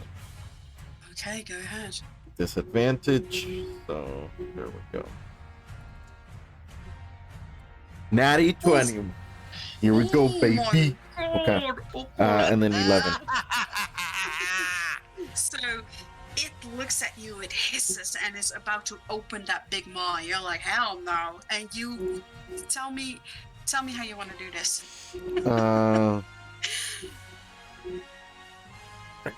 I'm gonna say, somebody call an ambulance, but not for me. Blast. What the fuck is an ambulance? It's a new thing I'm come up with. So you see as it opens its mouth, and you shoot this thing right at its forehead, and it's your big head and his big head trying to consume each other. Your head definitely is the bigger one here, as your jaws like snap close on this, and you see that as it hits the target, you see that you've not seen this before. So aggressively. You see that big rune on its forehead, it just bursts with light and it just explodes its entire head off. You see that inkiness, it splatters everywhere, and as it does, the entire body sinks into a puddle as it is dead. Whoa. Nice shot. You have your second shot. An 11 will miss, though, however. Well, it would be just an 11. But you have Swift. Swift? That's, yeah, you do. But that takes a reaction, doesn't it? No, it's just it just Swift automatically happens when you miss the first time. Yeah. 4 headshot on this guy. Okay. 12. Okay, sadly, a 12 again will miss, but you see as Skedaddles. the smirk definitely disappears from his head as you see that this one just basically got exploded into a puddle in one go. So, as that happens, as you're laughing, Vince, he is going to try and continue his leap on you, so he once again is going to jump for you. And he is going to do a Devour Soul. At 22, does that hit you? Yeah. Oh, fine. Okay, so you take 50% of your current HP in damage. Okay. And your maximum is decreased with that, and roll me a con save.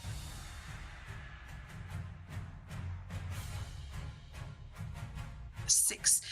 You feel finally just this stiffening come over you as you feel as your soul is being torn to shreds, and the pain that comes from that, and this essence of death going through your veins.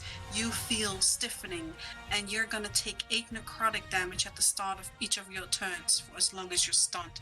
You are able to do repeat the saving throw at the end of every turn. This one, however, is going to try to do the same thing to Garth as he is taunted.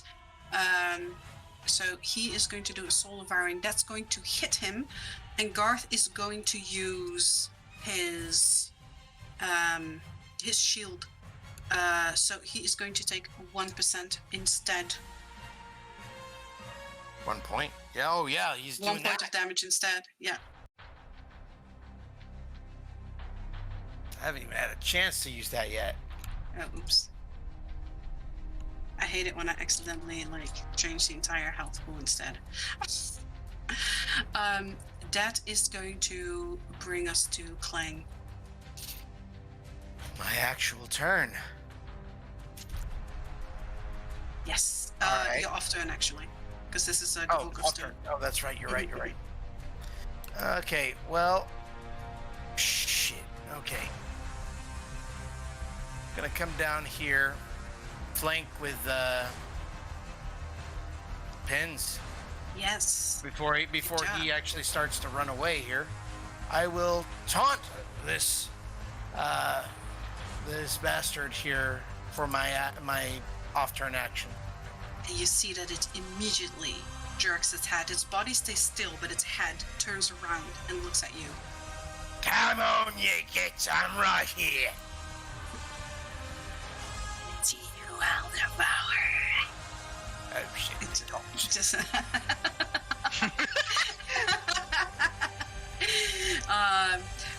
but not in Goblin, because that's the language they didn't know.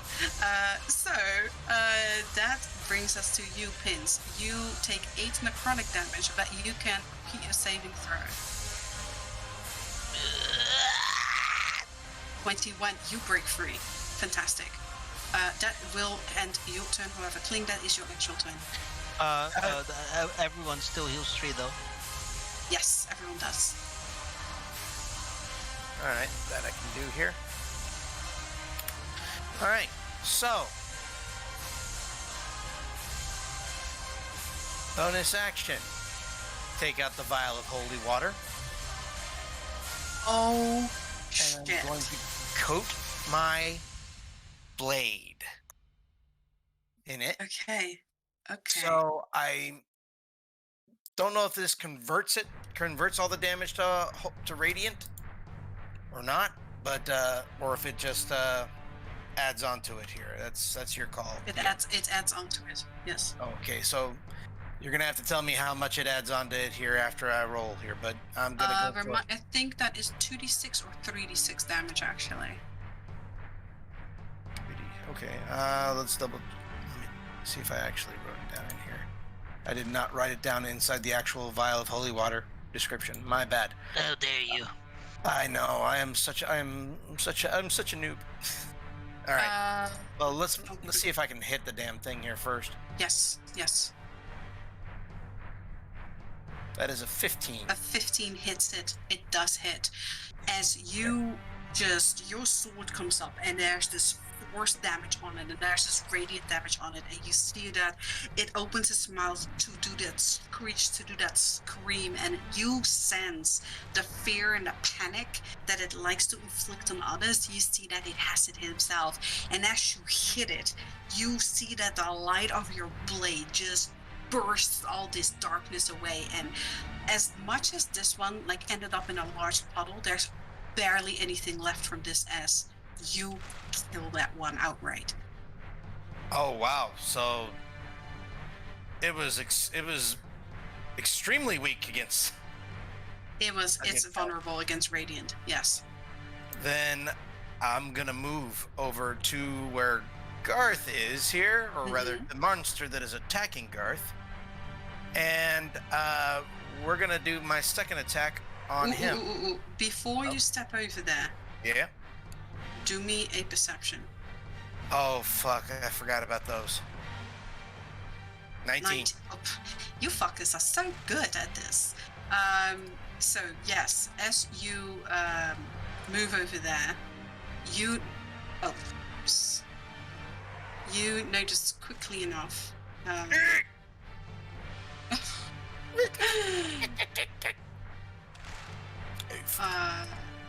that there is a big puddle over there, so you can make your movement accordingly. Okay, so it's over here then? Oh, and there. Oh. Yeah, okay. So instead I will just come over here. I don't know if you would consider that flanking. That is flanking. That's definitely flanking. Okay, then we'll add on to that here. I don't get force on it here, but I think I still have radiant damage on it. I'll say you still have a slasher. Did you use the entire thing on your blade? You just coded it? I just coded it here. I don't know if that code said, if that uses the whole thing here. You know what? I'm gonna say you have it for this moment in time. You still have there's still coding on your sword right there with. I'll be sure and research that here on my off turns here, but I'll go ahead and hit him again, or rather use my second hit. Where are you? Absolutely. How's that still hits it. That actually just barely hits it. You hit it. And once again, you just you lift this katana and you slash it, and you see just the radiant and the light. It's almost like its body is trying to pull apart, not to get hit by it. As you slash it, and it screeches in pain. Roll me a yes. I was gonna say, do you need me? I'm gonna have to roll for the radiant here. Yeah, roll me 46. 46. Okay. Then here goes. It takes it takes a whole lot of damage. So let me do this first. So it took that damage, and then it's also taking that damage.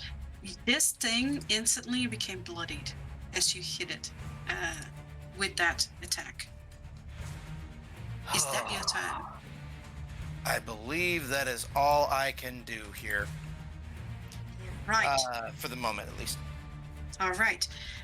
As the Soul Eater is still taunted, but it tries to get away from you. And so what it does is going to leap over here to the other side of Garth.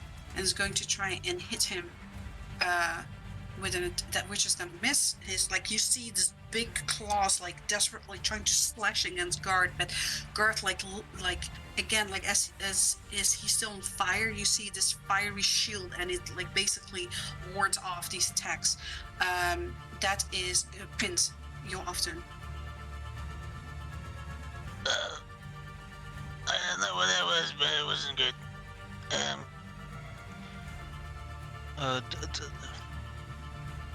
Do I know, or do I have to just find out if I can dispel Gav? You know that is not a debuff per se. Oh wait, actually, let me check. No, it says dispellable. It is dispellable. You would know. As a healer, you would know. Gav, you look a bit gaunt, like more than usual. To be honest, I got hit pretty hard, but I'm feeling all right. He stretches out his hand. No, you're feeling like shit. No, I'm pretty sure I feel good. Fuck, it hurts. Yes, suddenly your maximum hit points are and you're missing half your hit points. Good job. But yeah, you have successfully dispelled that from him. Good that You're you said welcome. that, actually, because I have purposely made that a dispellable thing. So it's good that you mentioned that. Don't forget to say those things. I make mistakes. That's all right. I am perfectly fine to also just not get an answer and try. Yeah. No, but the things that the fonts that you guys use, you understand things that have to do with them, so you would know that you can dispel that. Okay. Okay, so that is your I'm not often. going to move. Yeah. So that's it. Oh, and everyone heals 3. Yes. Gavorkov brings it to you.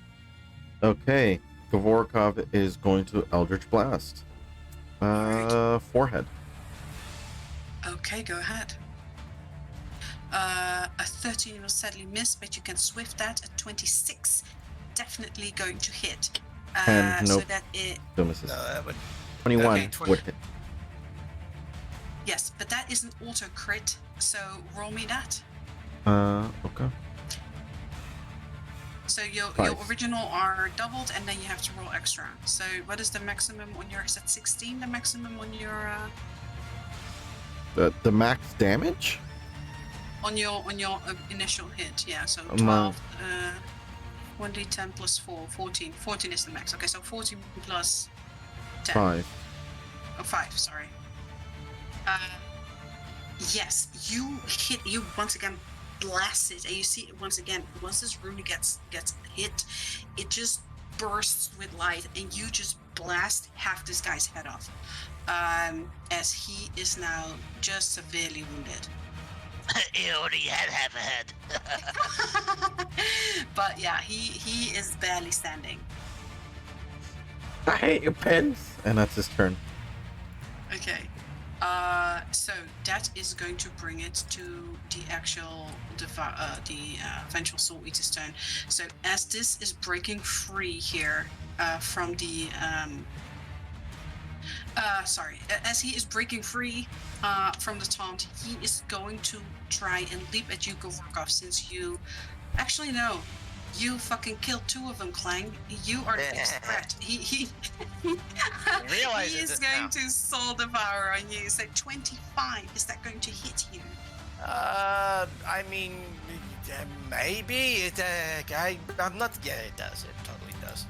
So whatever is left of it, you see like half this maw that he is left, like it opens and all these teeth, they just launch for your chest, however small that is, and you feel like at first you think, oh, that doesn't hurt you, there's no ripping of the flesh, there's no, but then you feel this coldness, this deep pain, like almost like a heart attack, as he bites into your soul, and you take 50% of your current hit points in damage, and you're maximum with it, and you have to do me a con save, please.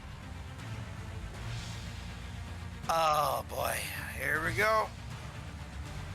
Oh, That is a 23. Very you nice. Also, as the others have experiences, like sort of this creeping death that goes through your body, but you shake it off, and you manage to do it. Then it's going to once again try to attack you with a leaping attack as it jumps over you, tries to get behind you and attack you. It misses with an 11. That is going to bring it to you, Pins.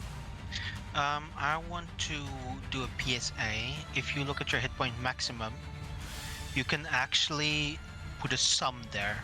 So for me, I had -20 my maximum hit points. You can actually put -20 there, and it will translate into your health pool. So that way you don't have to remember what your max was. That's helpful. Thank you. I took 50 points of damage since it was what I had at the time. So does that mean I -50 at this point?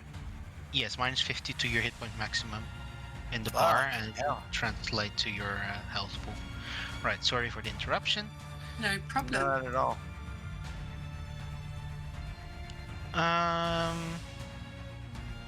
I'm going to use my... I can't do much else. So I'm going to use my action to dispel Clang. Yes, you do so. Come on, Clang. Your maximum hit points are no longer capped. As you do Just keep doing what you were doing. As you do that, you see that almost like that bull rush that Clang did in the room before. You see him, Garth, stepping aside, and he's rushing forward to this creature as he's trying to move it over. So let me roll for his con save here. So it misses, and it gets like whacked onto the floor where it's laying now, and it's prone. It doesn't take a whole lot of fire damage from it, but it's enough that it looks awful. It's gonna be dying anytime soon. So that brings us to Kavorkov. All right, the good old classic. It's considered prone, just remember that. Don't have anything against that. That's fine. Actually, in that case, forehead. He's already got disadvantage on it anyway. Yep. Yes. A 20. Oh, Okay. 23 and a 20. Oh my god. As it's like splattering on the floor as you see Garth all his strength trying to like get a grapple on this inky mess. You see it's struggling, trying to consume Garth with all these sort of these inkiness that's trying to engulf his body. And as you do, you think, I have a pretty good shot. How do you want to do this? He's going to blast off the Eldritch Blast into the sky, arcing it downwards onto his face, so the last thing it sees is the ever-looming face of Kavorkov as it approaches. As it's trying to consume God's body with its ink and it's opening its mouth to bite him, he notices, you see that he notices that there's something approaching, and this is this big maw once again, bigger than his, as it just completely covers its head, and you see once more this explosion, just this entire head. Everyone is covered in this black ink that slowly drips off your body as if you're hydrophobic, and sort of like turns into this puddle, as this one is just nothing more than a puddle. That was disgusting. I feel so horrible. That's the last thing it saw. That's what I mean. That was the last thing that it saw. It's been a horrifying thing. You guys did a very good job. Bonus action dispel myself. I appreciate all the Yes. compliments, guys. Thank you. Your true face is much more beautiful to look at. How dare you? Don't worry, Gab. You know I appreciate you most of the time. I've got to keep up the illusion in front of the pinky. Speaking of appreciation, So we Everyone take. heals for one. Oh, that's actually pretty nice. Oh, Garth Garth maximum hit points are decreased by only 1, so he has 74 hit points. He says, "Well, Is he? Yeah, he's not. Has he reduced hit points? yeah, but only 1 point, so it's really not. It's I fine." I still dispel it. Okay. He says, "Well, I guess we're lucky. We're only at 3 bells, but it was that was looking dicey in the start there. But you guys are true warriors. If I were you, I know my brother said that one of the most important ingredients in loot came from these. So if anyone feels like they want to put their hands in that, feel free." Oh, yeah, Alright. totally. I'm going in. So, hey, Clank, you know what this guy's saying? Lucky. Lucky's with us. Hail Morgana. Hail Morgana. Well, Finally, a yes, good all investigation. of you. It's a 15. It's a 15. It is a 15. You're not rolling with disadvantage. Yep, it's a 15. 2738. 38. You lucky guys. Let me roll my percentage. That was my I mean, actual. It was one of my actual laughs here. That was not actually Kling. I mean, the threshold is us rolling at 10, so. So let's see. Okay, so you find. Let me see. You beat 3 of them. Yeah. Nice job, guys. So first off, this is what you find. Let me put that in loot again for you people. Man, Oh, what we have- does the narrator mean by you people? So that is Essence of Torment is what you find. Ooh. And Clang, you might know, Pins, you might find this interesting. You find Greater Life Devouring Poison. Ugh. I sniff it. I think the essences are being placed inside Chastity, right? Because they're dangerous. Oh yeah. Either they're dangerous or they I'll write that down. or they disappear quickly. I sniff the life-devouring poison. Okay. Yeah. You. So do you open the vial? Is it was this thing holding a vial? Yeah. So when you go in it, you find this strange crystal vial. It's actually, it's a very pure kind of crystal. It's almost white, and it has a soft glow. And inside is this strange ink-like liquid. By the way, whenever we find anything, I'd ritual cast Identify, which is just an action to me now. So, instant knowledge of what it does. Okay. You know. So first of all, just let me know. Are you actually opening this and smelling it? Oh God. Okay. I don't know why. I don't know why, but if the DM asks you 3 times, the answer is no. Okay, so you open this bottle, and you sort of like keep it close to your mouth and you sniff it. And as this liquid is agitated, you see that it's growing little, like really piecey moths all over the inky blackness, and it sort of like splurges out of the bottle, and like all these mouths are trying to bite you. Roll me a con save. The cork, it doesn't fit back on. Ah! Whose fault is that? That is not good. You are stunned until the end of your next, so just for 6 seconds basically.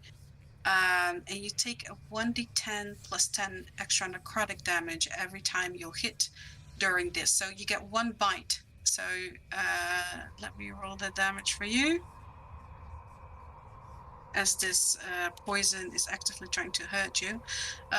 You only take 12 damage, 12 necrotic damage.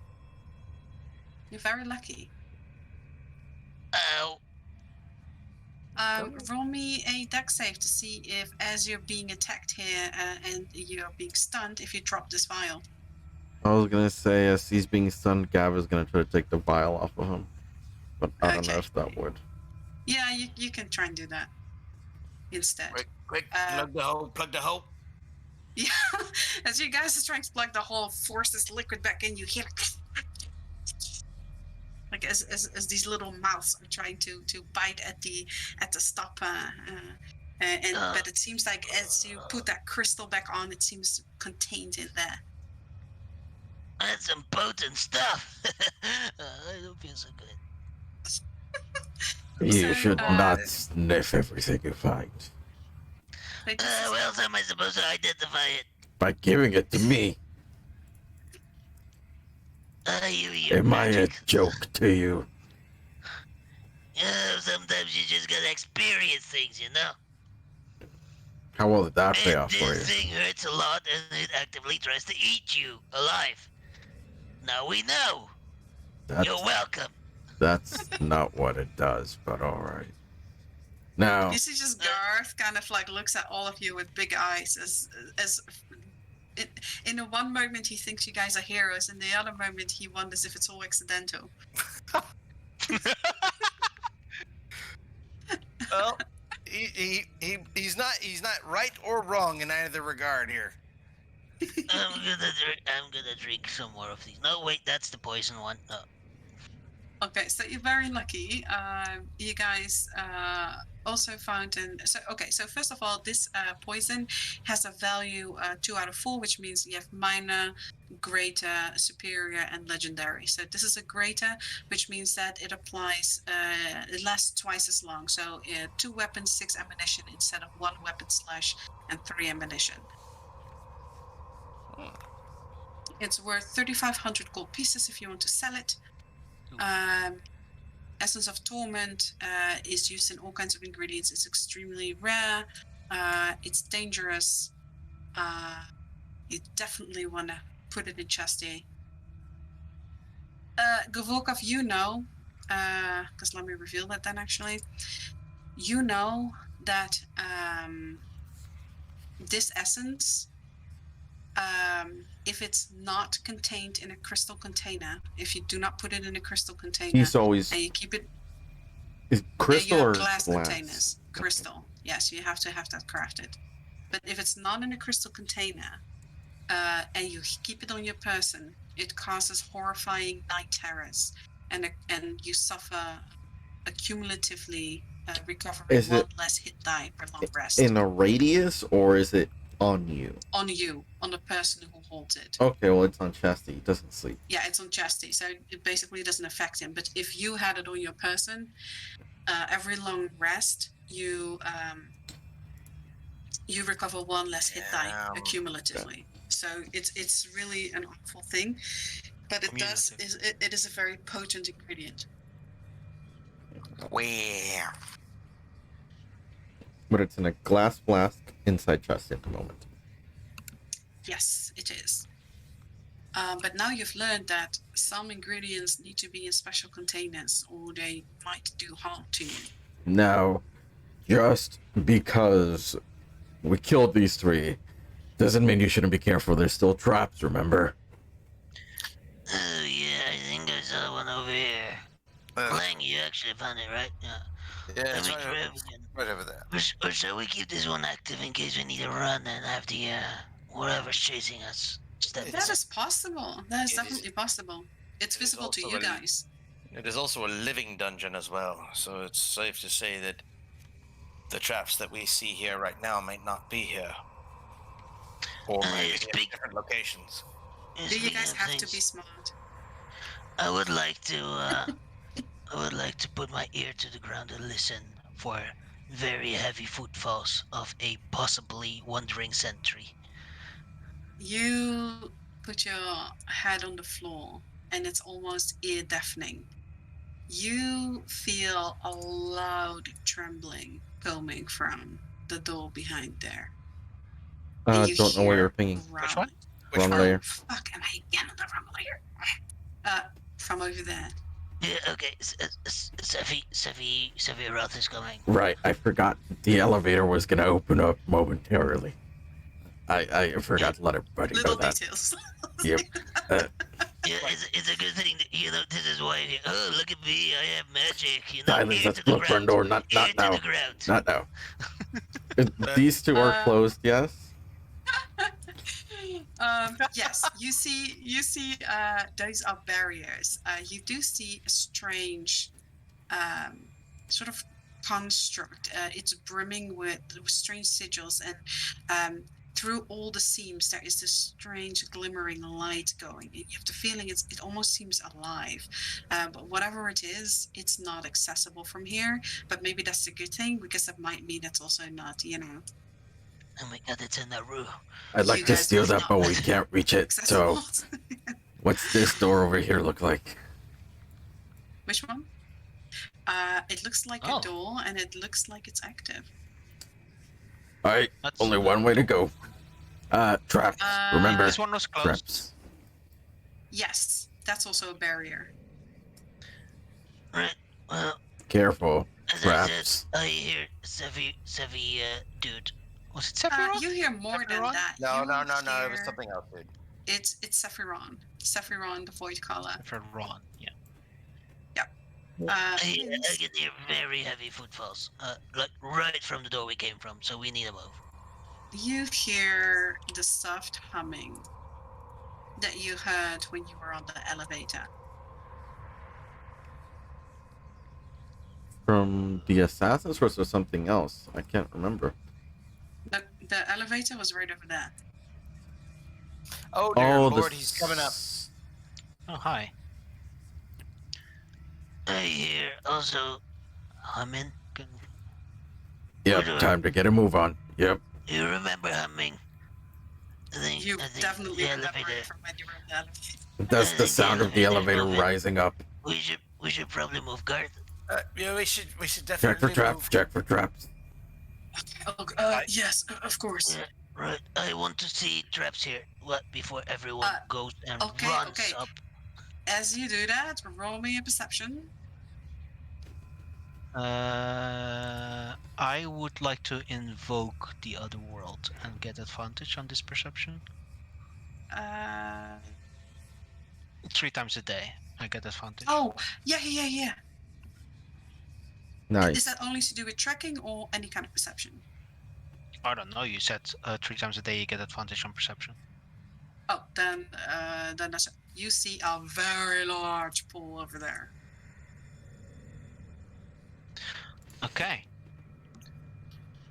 Thank you, weird seer lady, and the forces who are with me.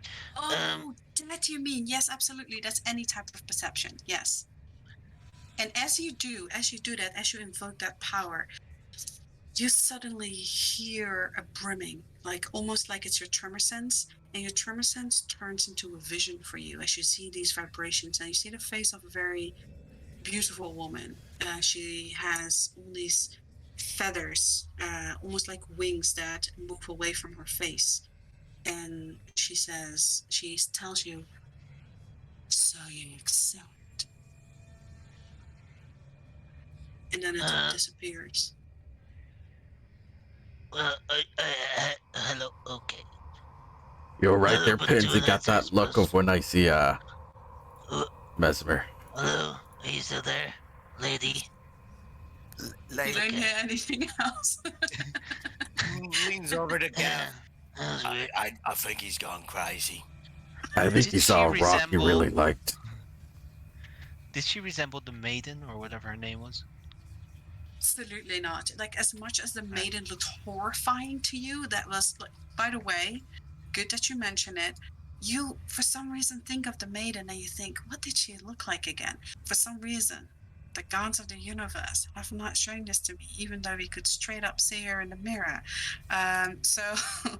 Actually, I'm going to look that up for you guys. But you are able. She does not resemble that to you. So the maiden looks horrifying, and this looks to be a very almost unnaturally beautiful person. Yeah, definitely some kind of magical enhancement and stuff like that. I swear, he's starting to become more like the Pinkies all the time. Did you guys see that too? I think there might be some illusion magic going on. All right. You saw that too, right, Garth? I'm not crazy. Sure. Oh, thank God. I think we're gonna. As you guys remember Can the you help me maiden, with this? Yeah. yes, you can roll it with advantage if Gavolkov helps you. Again, with the intelligence and your kit. But this is how you guys remember the maiden to look like. Oh my god, that's amazing. That is, yeah. Oh my god, that is horrifying. God, that's amazing. It just gets better when you zoom in. In its horrification, it is beautiful, but still very, very, very, very bad for us. Imagine this just breaking through a mirror and yanking a body. So I tried to describe as good as I could. But yeah, that's what you remember from the maiden looking like. But you, let me see, what did you roll for you? Right. You easily, no No, problem. that's perception. That's perception. Sorry. There we go. Okay, still. Easily, you disarm this entire puddle. That's disarmed. So you guys can freely move over there and reach that door. Right, thank you, Gav. Don't let it touch me. It's weird. Why do you have to make it look like a baby? Ugh. It's little me, you know? It's actually really cute. It's a little Gavolka that goes like, oh, hi. Oh, let me help you. Oh, what does this taste like? I'll put it in the, Puts up on his nose. But Garth will, he says, if you are interested, I can show you how to open the doors. Please. I mean, yeah, that would help. so up on your knowledge. He shows you. He looks in the book and then he shows you certain hand gestures and touching the doors in certain areas, and these sigils start lining up. It's almost like a puzzle. If you didn't have Garth with you, this would be a huge pain in the ass to open these doors. But Garth shows you how to sort of make all these sigils match and activate, and these doors open. Gavorkov keeps a very close eye to this whole process. Yes, you can make notes if you wish, but you now have the knowledge to open this door. And there's a loud grinding, and this door opens to each side, unlike the other door. And as you step through, you step into this blackness, almost like a different, you feel like a pull, as if you get pulled to another area, almost like there is some weird dimensional distortion behind this door. And Garth says, you don't always end up in the same place. Let's stay really close together. And he actually holds one of you guys' hands. Gavorkov immediately takes out a quill, writes down on the ground, closes the door. We was here. Oh my god. Okay, do you dip your quill in that gooey stuff? Nope. He just grabs the bare quill and starts to write, and it magically creates ink. Okay. He says, Gav, can you put like an illusion or something over there so that when Saffron comes, he walks over that trap there? Let me check my book. Yeah, sure. He'll leave Baby Gav in minor illusion form here. a poor, helpless little goblin child. 1 minute. Sitting there, playing with his feet in a little puddle, eating and tasting it. That's basically what it's doing. Yep. Come on, Rose, under the hood. And I hold hands. Yeah. So if you all hold hands. Yep. Yeah. Okay. So you move through this door, and immediately you feel this really almost like a whiplash feeling. You all do me a strength check to see if you can hold on to each other as you all get moved. Oh no. Since we're all holding each other, aren't we technically aiding each other in holding? Yes. Okay. Roll me with advantage. It's kind of true. Damn. Oh dear God. That's made it worse. Okay. So in total, you have, let me count, that is 18, 20. Okay. So And Garth. Volkov, yeah, I rolled for him. Volkov, you you feel your grip loosen, but this iron grip of Garth just yanks you back as you sort of feel like you're slipping, almost like in space, like you're losing grip and you're gonna go float into nothingness. But you get gripped back, and as you do, you all appear over here. I'll always remember you. Oh, right, you're okay. It's fine. Good job, Garth. You bastards almost let me go. If we didn't have Garth here, it would have been a goner. I was trying very hard to hold on. I got a better grip on you afterwards, but sadly it was very, very strong of a pull. I had to have one hand free for Rose, you know? Oh, yeah, that's true. sure. Priorities. But Not I like was you able can. to hold on very well. Yes. All your it seems like they seem to not ever be truly affected by the same things that you are. Sorry, I'm putting them on the side here. As long as they're just linked to you. But you guys make it to this next room. You enter the room and you see once again like all these sigils on the walls that have this faint glowing. And as that octahedron that you saw behind the barrier before, there's another one here. It has different sigils and different runes on it, and the themes and the pathways are different. But again, there's this sort of glimmering light moving through it. And it every now and then there's sort of a soft hum, and the glow brights a little, and then like comes down again, goes down again. And there is an eerie feeling overcoming you. All right. I said I wasn't going to do this again. But I feel like I have to do this again. Identify. Identify. Okay, what do you want to identify? The big crystal. Oh, he has to touch it, actually. Yeah, you do. No. Oh no, he's gonna touch something. You see But that he's not going to go up to do it. It's floating off the floor, like sort of slowly bobbing, Actually, and it is also turning. No, that's only through Find Familiar. To use touch spells. Dang it. Yeah, that takes an hour. Maybe we shouldn't touch that. You know, we've learned from my experience, you see? You have a point. You have a point. Dorothy, you know what that thing is? Do you have anything in your notebook? You see Garth is just staring at it with big eyes as he says, well, my brother, he's it was never active. And he shows you sort of a page that you see like as in that sort of in a map that he has made, so this crude map, you see this item, and this octahedron is always off. And he says, I don't know what it means, but it can only be bad. It's more than likely has something to do with the full moon.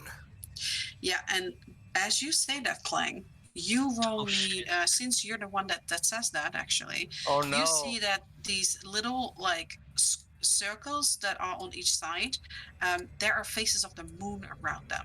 And you see that the middle is a full circle, and they're all on. And it definitely has to do with the fact that there is a full moon. For context, that was mostly just a summarization, not an actual, or summarization, whatever the fuck it's called. He was just making a comment here. He does not actually know if that's true, unless of course you want me to roll. I think, yeah, you can roll for it if you want to. What am I gonna roll? That was a good assumption. Roll me a this would just be logic, I suppose. So roll me either intellect or wisdom. Like I'll leave it up to you. Roll me logic. Yeah. Oh, good lord! Here, wisdom's a little bit better here. Just a straight wisdom check then. Yes. Nice. 14. Yeah. You that seems logical to you, and because as you look it over and you think about that, you do notice, like I said, those faces of the moon and the middle part being a large circle representing the moon, and it's glowing. I'll point it out to Gav and say, well, that would be my assumption. Could you possibly gather that from the runes inscribed upon it? I could try, but I kind of don't want to get near it. That is why. Does your brother ever make mention of what it is? He says, he figured it houses some kind of power. Whatever it is, I don't know. But I am weary of it. My brother has always been curious about what will be inside, but I, on the other hand, I would just love to move on. So our best I bet is would. to move through that door over here. All of you roll me a perception as well. I was just going to say, I would like to roll perception on this thing. Yeah. But I would like to invoke greater sight. Yes. From the boon. See if they have anything else to say, or if this was just a waste. I am fine either way. Okay.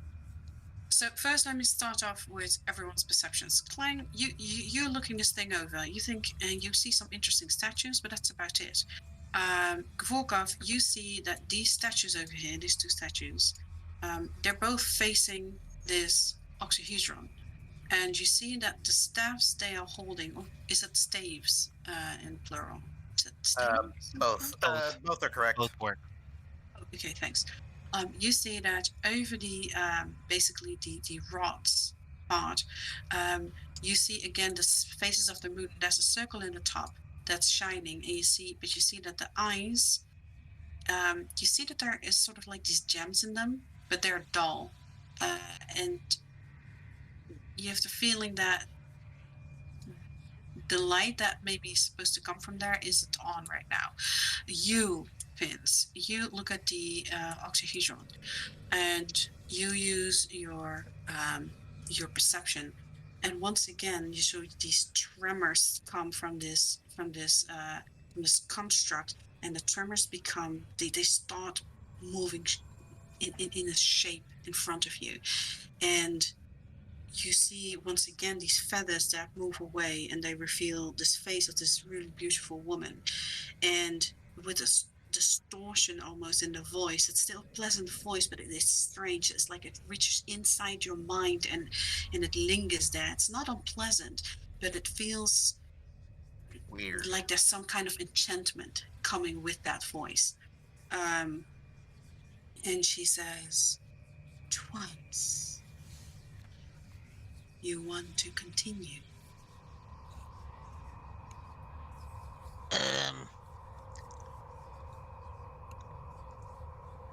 I suppose so. It's been pretty helpful. There is great danger in there.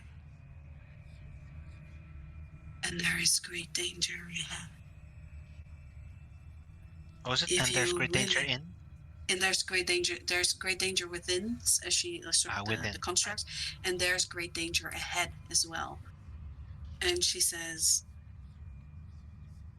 "If you accept the charge, your debt will increase. But I will once give you a boon on your journey ahead. You accept."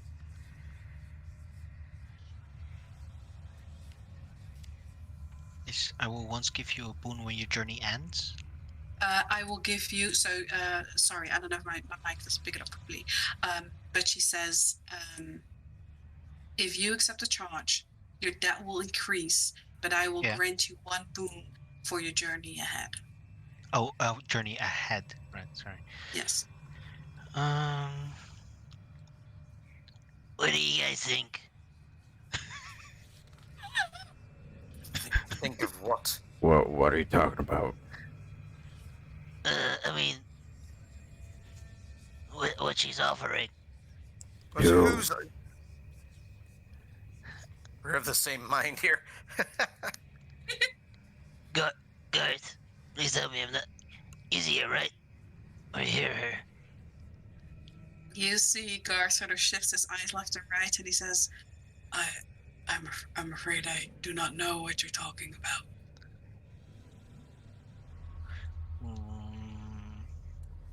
Pins, what have you done? Have you made deals with Eldritch Horrors? Because you know that is actually around, that's actually Gav's expertise. Did you lick the rainbow puddle out there? It was a As long as my death will not endanger Morgana. That Well, is it'll not endanger up to us. me. You said it to her, right? Yeah. Okay. I have little to do with it. It is not up to me. Either you accept or you don't.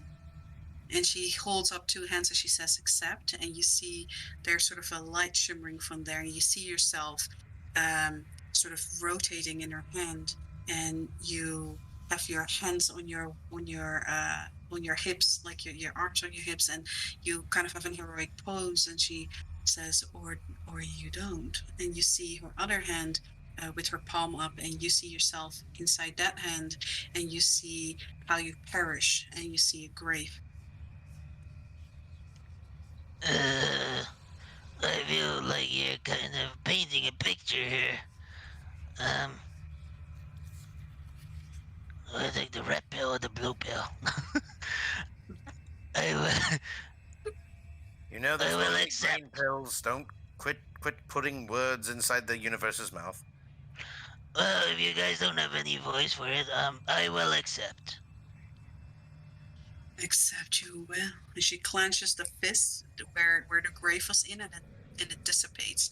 And you see the other hand, your body starts to glow, and you see Garth, Kling, and Gavolkov gathered next to you. And you see, as you look into her hand, almost as if you're looking right over it, you see an arena. You see a round kind of arena, a large pit, and you see yourself running around it.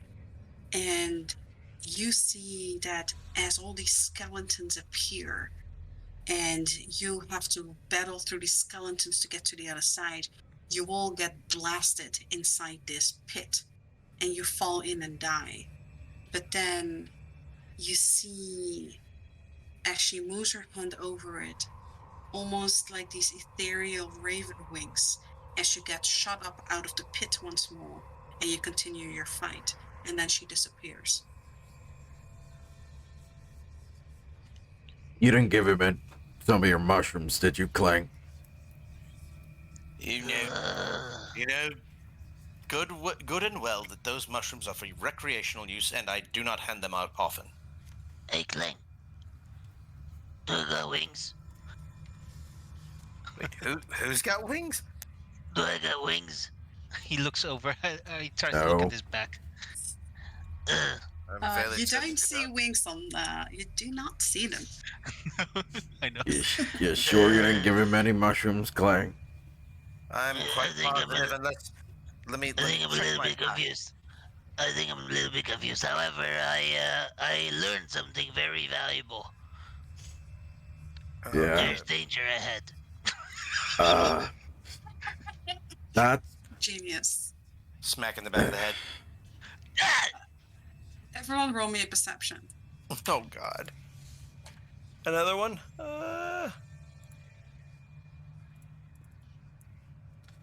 Yay. Oh, that's annoying. Okay. Then, okay, Gavorkov, you're a little distracted, but with what might be going on with pins. Clang, you hear the heavy grinding of a door coming from over that way. It's not quite in the room. It seems too far away, but you definitely hear that grinding. I can hear him. Sephiron is on the floor.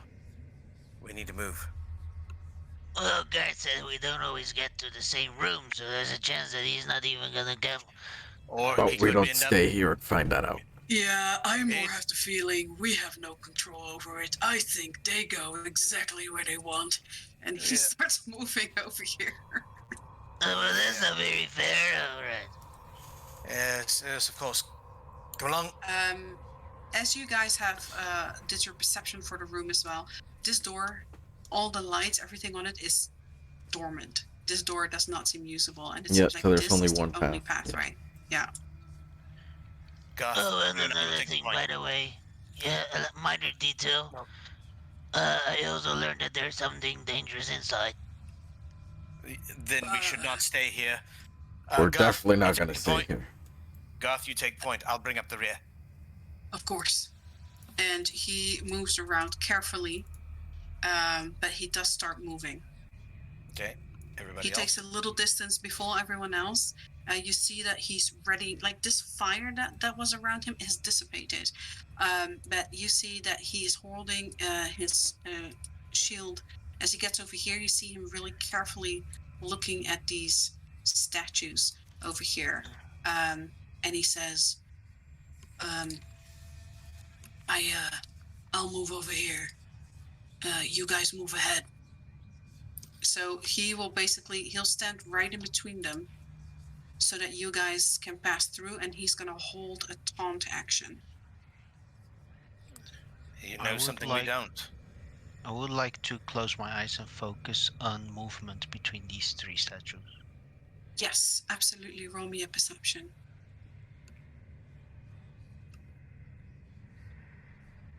28. You at the moment don't hear anything. You do hear some sort of like soft stones and things falling. It makes you paranoid at first. Some fall a little bit from the statue and they fall from the ceiling, but it just seems to be moving of the dungeon itself. There's like soft grinding and dust and stone falling down.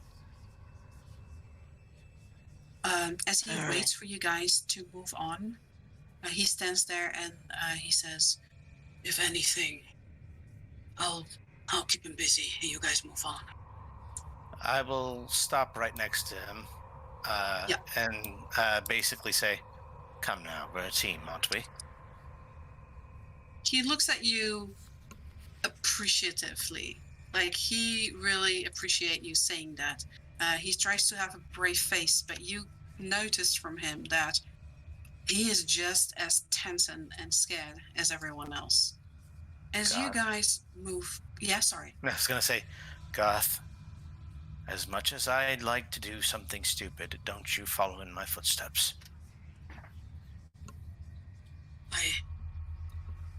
I'll keep that in mind. Night, Clank. And this is the first time he says that. He seems to have grown like the respect for you, guys. As you guys approach further, there's a bright light that starts emanating in front of you. As Oh no, there's a bright light. Oh yeah. It would appear that it is. Oh, do we And really have as to this go touch that barrier thing? bursts into existence and this crystal starts turning, you start hearing a strange humming from behind you. Oh no! And as you turn around, I you need new feel pants. a cold start emanating. You need new pants. Oh God. Open sesame, open sesame, open sesame. You say that, and nothing happens. And this cold stuff emanating throughout the room, and you actually visibly see sort of this cold mist that starts forming underneath this octahedron, and it starts getting strange colors as you start realizing that is the same kind of stuff that was happening in the other room as this is dripping out of this octahedron. And you see that little pieces of this octahedron start pulling like aside from itself. They're pulling outside of each other. They're still floating and it's still turning, but these pieces come apart. And as it does, this really dark, strange mist start coming out. It almost starts filling the room, and then there is a more tangible form that starts appearing as out of the top of this oxyhedron. You start seeing a large specter-like form that creates, and you hear this deep gurgling coming from it as it says, "No further." And it has this strange breath, and as it does, you feel the hairs on your skin stand upwards. I told you there was something inside. Which As this one of you large touched specter it? appears from up here. Oh dear Lord, I need to move so I can see it. I Oh definitely dear need new Lord. pants. I definitely need new pants. It's a good thing. Well, it's a good thing I decided to wear the brown pants. It You guys are wearing pants? It moves the spectral finger in front of it, and it locks it on Yuka Volkov. And Oh it no. does this deep guttural laughter. And as it does, he says this word that, if anyone understands primordial, you understand it's a word of summoning. Burble does. And Gavorkov does. Gavorkov does.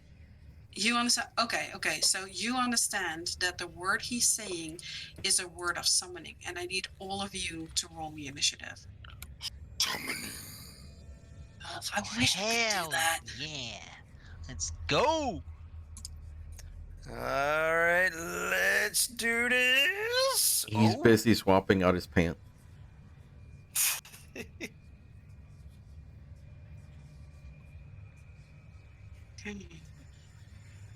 Wait a minute, we ain't got no Naruto's here. What's going on?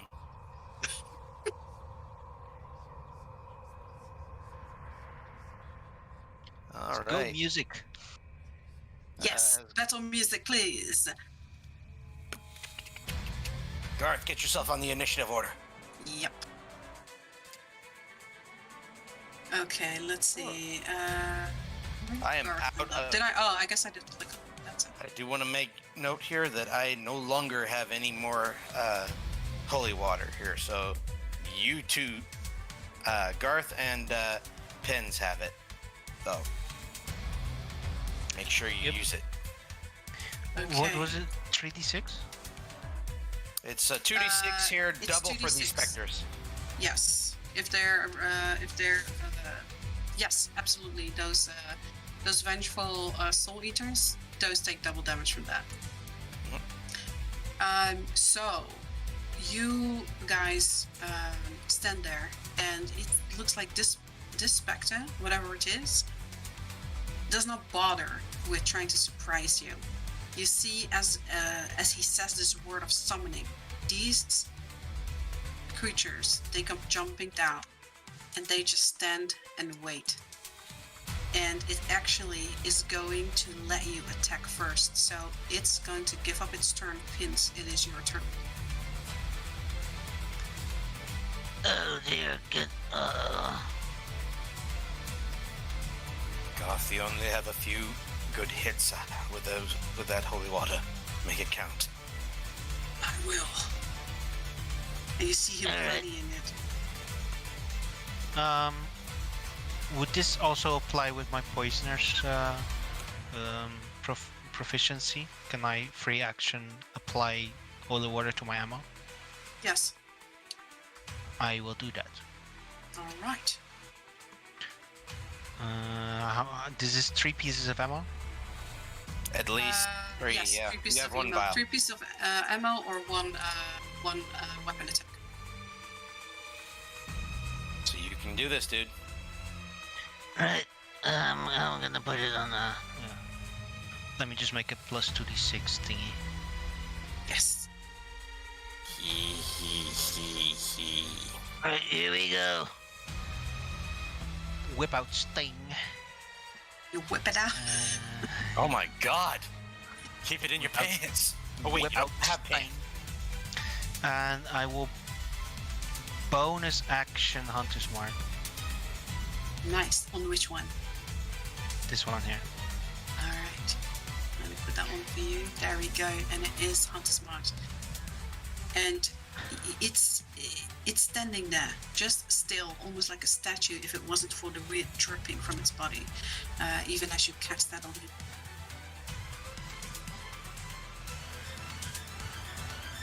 Holy!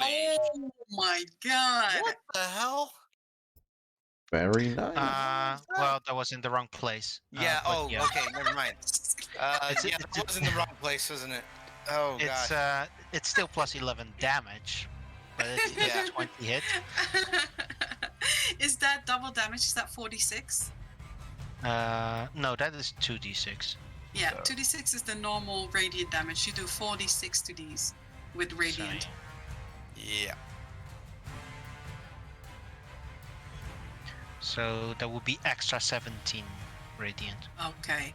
You shoot this arrow and it just hits him square in the chest, and there is a massive explosion. There's just inks flying everywhere. You see that it's flying in high velocity, slowing down in midair, and then making this weird sound, and then it pulls back into the body.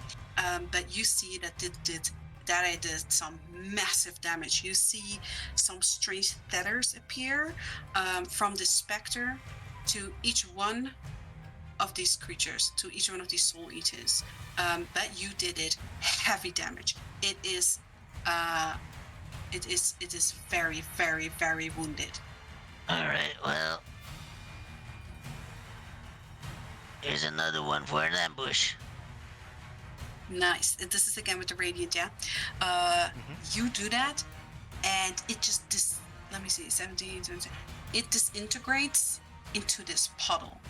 It doesn't seem to be there anymore. It just like. By the way, Yeah. You would know to deactivate your cold property for your weapon. Yeah, but it is resistant to. That's true. It's So resistant to either everything. way, it'd be. So it doesn't matter. You see that this strange feather is still sort of coming out from this specter, but this is a black puddle now. Bonus action. Shoot again. Which one? The this one that I can see. Isn't casting Hunter's Mark a bonus action? That's true. I don't have a bonus action to shoot again. You're right. Yeah, that's correct. Do you still want to? I do have a reaction. Okay. So Yeah. Repeating sting. Yes. There we go. A 27 definitely hits, and once again you hit it with this. This is a third hit. Is it still with the radiant? Yep. Oh yeah, piercing radiant. I'm sorry, I'm blind.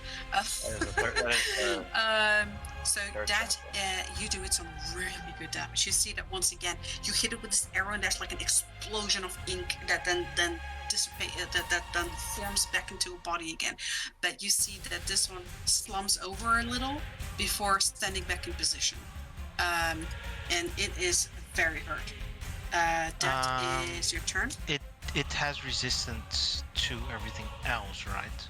Yes. Good God.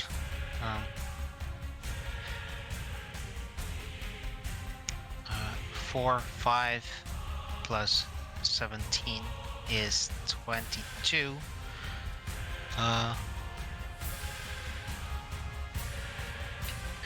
22 plus 15 is 22, 37. Plus 8 is 45. Everyone heals at least 45. Start with that. That's No, a good, no, that's a no. good- that's a good Half. start. That's 22. Everyone heals for 22. Not too shabby, guys. Not too shabby. Still pretty good. Still pretty good. Very good. 5. 1 plus 5 is 6, 7. Jesus. 8, 9, and 4 is 13 divided by 2 is, and another 6. Nice. Plus 6. Okay. Sorry. as you end your turn there. And another 3 from another 3 from Rose. Yes, correct. That is a shield. If you have max health. I don't. Okay. So everyone got like what 28 to 31 hit points, I think. Yeah, it was super good. That was insane. I would like to move. Glad you want to move. So you know, this is closed off. This is a closed room, but the signs of these bridges, they are open. Oh fuck! We need to get out of here. Yeet. No. I will stand on this boulder here. Yes, you can. You can. It's like you see. It's a very pretty bluish crystal.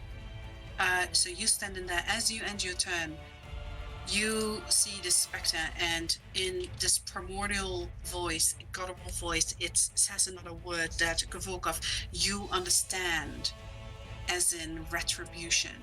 And as he says that, there are these shadowy tethers. You see horrific faces and maws and jaws that like come flying out to you, and each of you gets a tether that starts attaching to you, and I need all of you to roll me a wisdom save.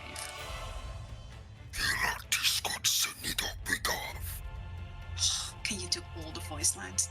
If you want me to. I do. Ooh, 22. Okay.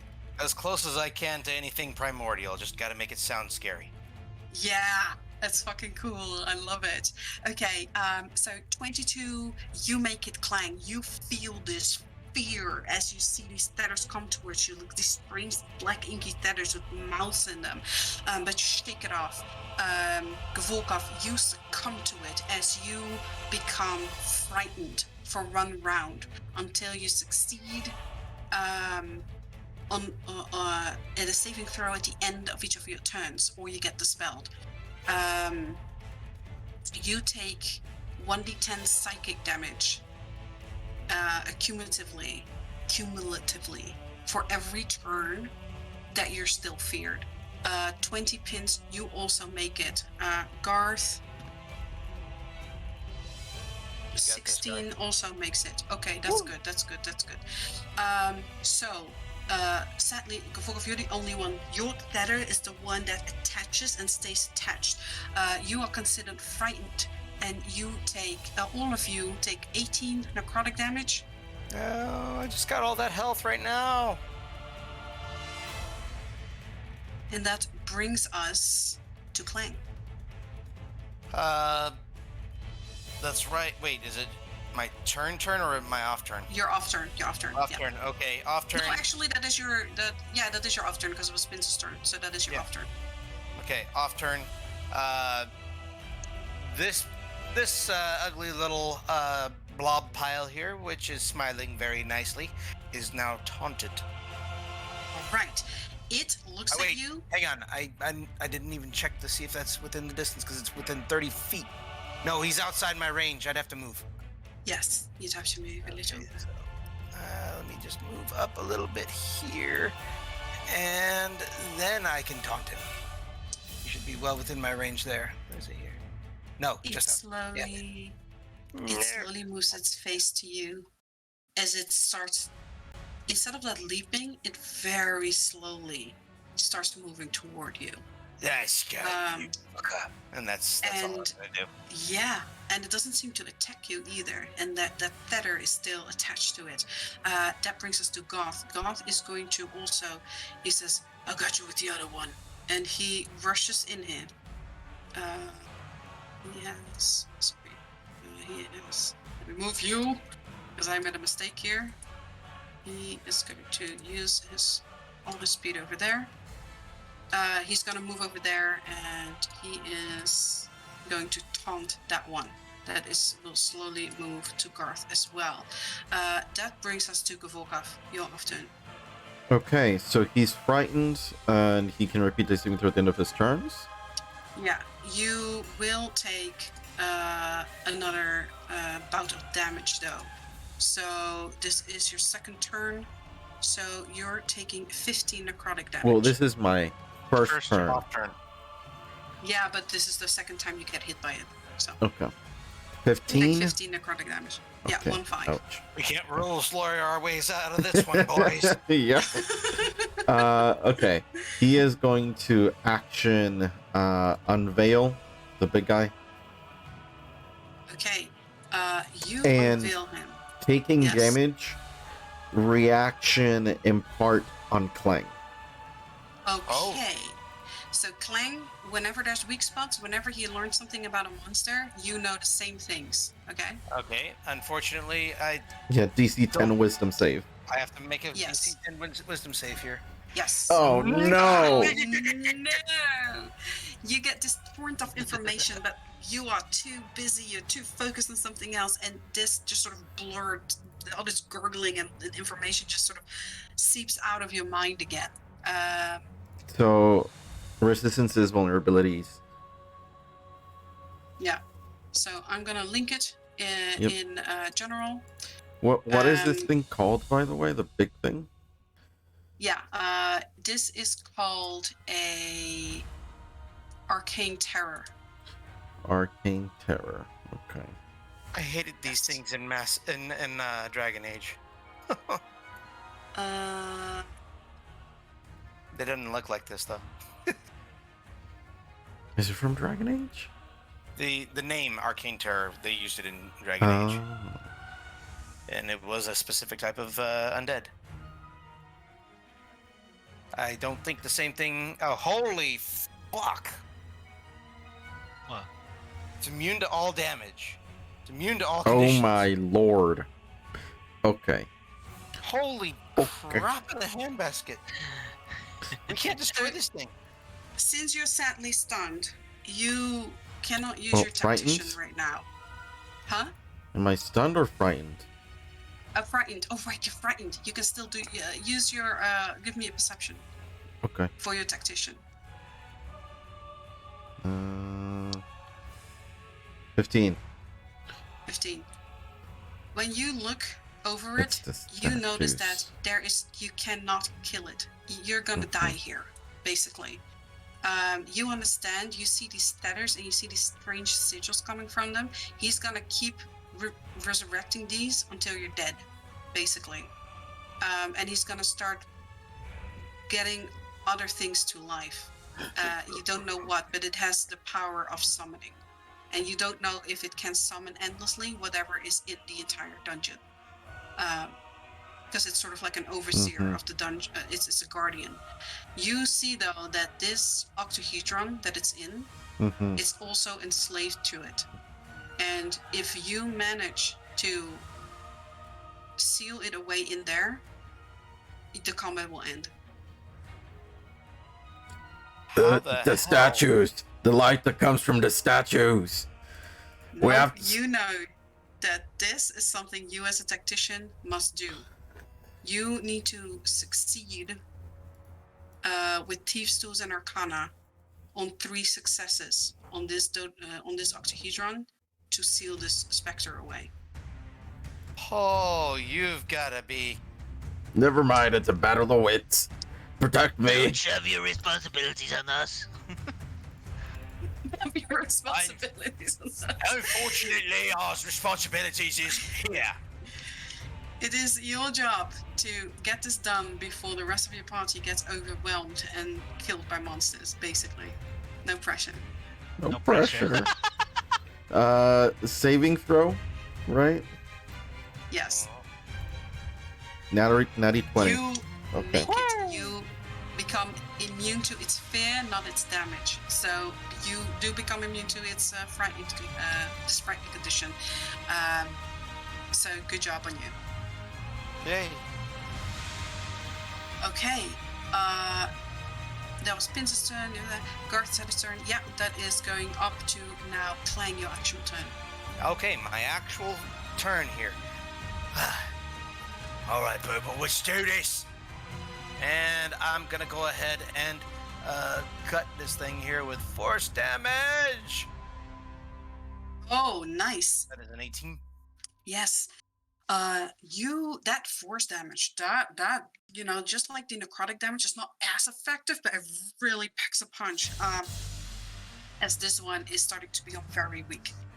Oh, that's quite all right here. I don't get that. Well, I don't get that damage all the time, but at the very least, oh, that is a 30. That is a 30. Nice. So maximize your initial damage, and then wait a minute. Oh no, remove 2 from that. That's not 30. That is 28. My bad. Oh dear Lord. But you do have a crit, so you roll your max damage so that both be Burble and your initial hit, and then roll me your extra crit damage. Extra. Oh dear Lord, did it take it off? It did. No, I rolled a 1 on the crit damage there. Yeah. But your initial hit is max damage. So Burble's damage is what? 1d6? Burble's regular damage here is just 1. He only adds +1 to damage. He's not doing force damage. Oh, I'm sorry. It's your second hit. Yeah, that's my confusion there. Okay. Yeah. And then your normal hit usually does 1d8 + 4. So that's 12 plus some crit damage. Okay. This one is just sinking into a puddle. Okay. And just as a bonus action here, I believe, and I'm just rereading this real quick here, but I should be able to go ahead and use shield as a bonus action. You can. Usually you want to use it when you know that there's a really big attack coming in, so you can block it. So if you see, for instance, they're gonna leap on you, you can use it. You can use it in that same turn to. Never mind here. Tell me, is the big guy? Let's see, how far away is he?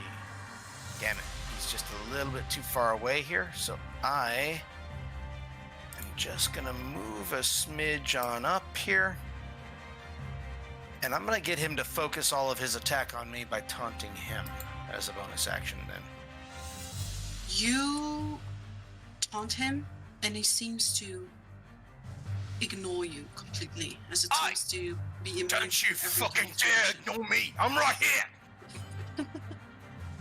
You do, however, with that, get blasted with 13 necrotic damage. Ouch. Okay.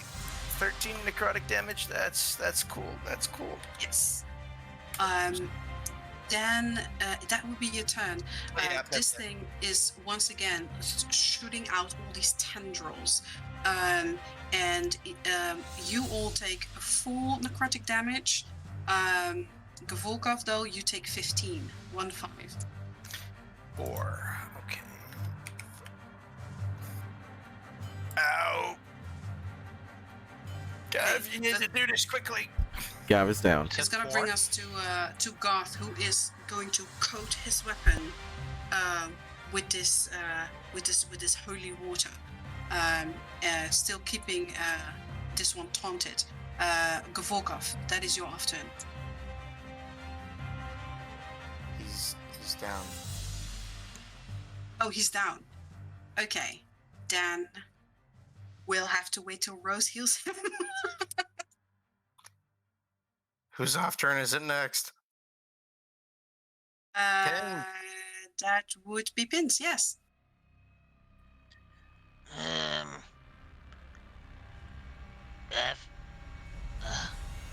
Figures. I've only used 3. That's 3. Get up. I'm not liking this. Yeah, stop trash talking, Rose. Little one, you have a job to do. We're all gonna die here. I got it. I got it. Give me a second. I'm going to. 1, 2, 3. My holy water is gone. Yeah. I'm going to attack the one that Garth is attacking. Okay. With Needler. roll me a wisdom, an insight. Roll me an insight. So You also know that Gavorkov has to run through all of this to touch this octahedron. And this might have to be dispelled, or, this trap might have to be yeah, but dealt with. that doesn't matter if he has 3 health. Mm-hmm. Does he still have a tether to him? No, he doesn't. He's also immune to fate. Right.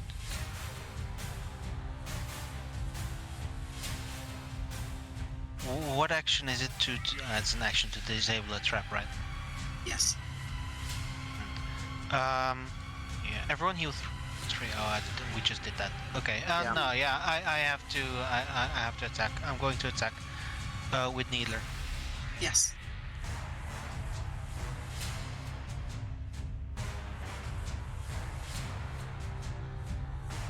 Sorry. Oh, that is your 21 is hitting it. 27 hits. Sorry, 27 will definitely hit it.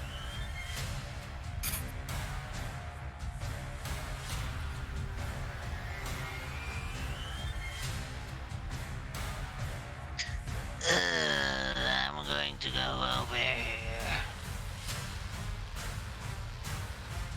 I have 35 movement left, so that exactly puts me there. It's resistant, so yeah. You do so you get 7. Yeah, so you get 7 healing. That is going to bring us to Garth. Garth is going to slash this thing with his weapon. He's going to use his multi-attack. No, I'm sorry. It's this one. Actually, he's going to jump backwards, and he is going to use his warbow. Doing penetration damage to it.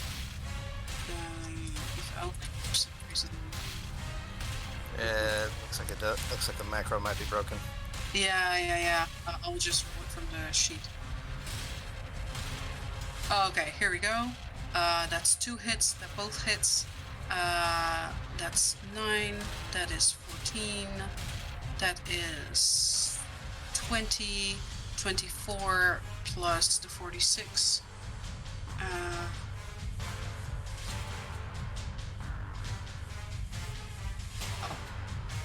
He obliterates this thing.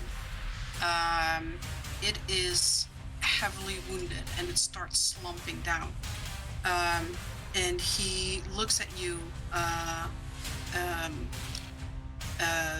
Vorkov, and you see, like, he uses a bonus action, and you see once again all these flames start appearing all around him, and you see he's getting ready to heal you soon.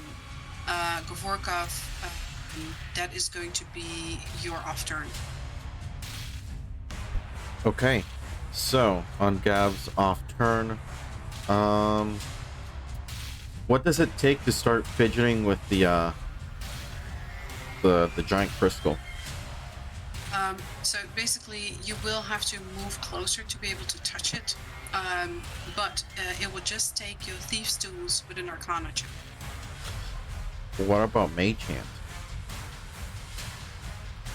You can attempt it with a Mage Hand, so you don't have to move in there. Okay, that is what he will do. The Thieves' Tools. So, show me Mage Hand. Okay. Yeah, that's the range. Tough here. The range is 30 feet, so. And that's a force of 5 pounds. It's a cantrip. Okay, so as you cast Mage Hand, you see this weird glow comes over this octahedron, and you see the light in his eyes glow, and he casts Mage Hand and he slaps you. Ah! Okay. Does it nullify my own? No, it doesn't. Okay, that's fine. He'll take the slap. Slap battle. No, it doesn't matter. It doesn't do any damage. It's like, you bitch. So he's going to do Thieves' Tools with what attribute?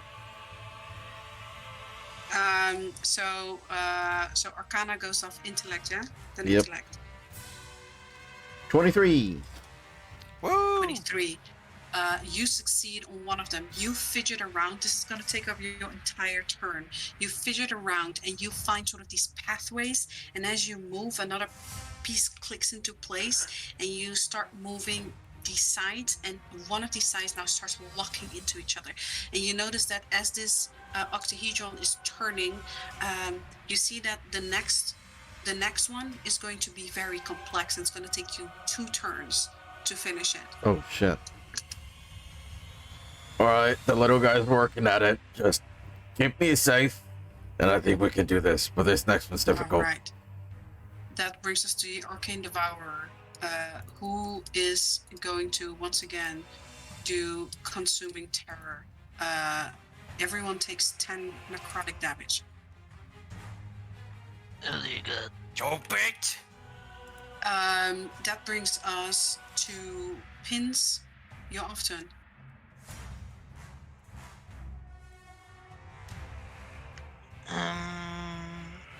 Wait. Y'all hear a thought as Gap goes back down. Yeah, you get 3 health back. Okay. You don't fall down and then get back up.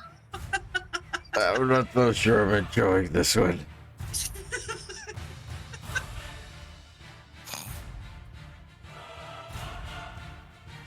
Makes me think I should belong to some other group. So you do better if you was a fighter. I don't know who you that could is- be talking about. I will come to shit. Oh, don't go to shit. Don't go to shit.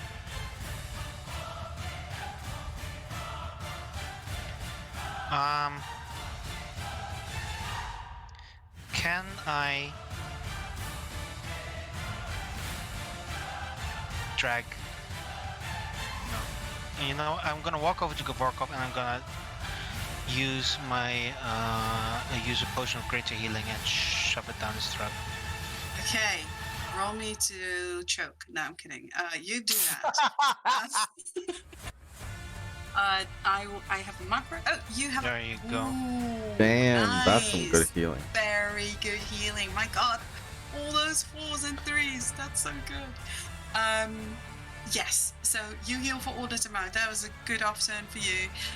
And that brings us to Clank's off turn. Yay. Well, I don't know there's much I can do here other than to drop what I have and just switch out to bolts. Wait, is that thing still alive? Which one? This one. Yes, it's still alive. It's heavily wounded though.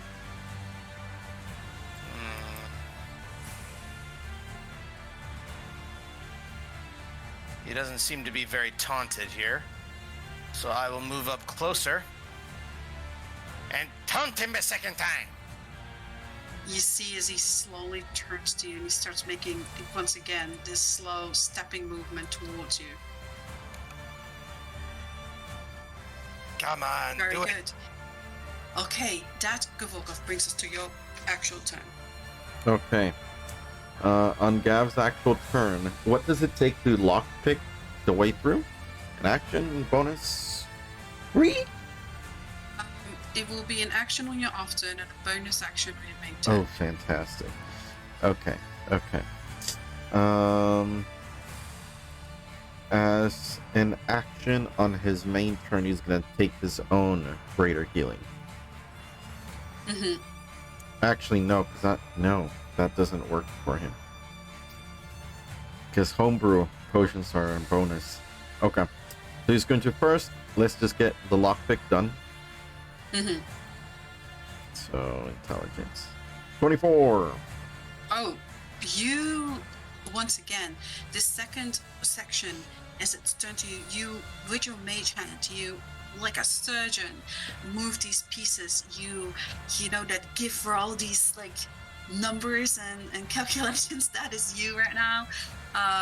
As you try to figure out this puzzle and try to put these places and activate these sigils, and a lot of them start locking into place. And you see that this one, if you just give it a little more, is also going to lock up. Okay. So that is your bonus action. That is my bonus action. As an action, he doesn't really have much to do as an action.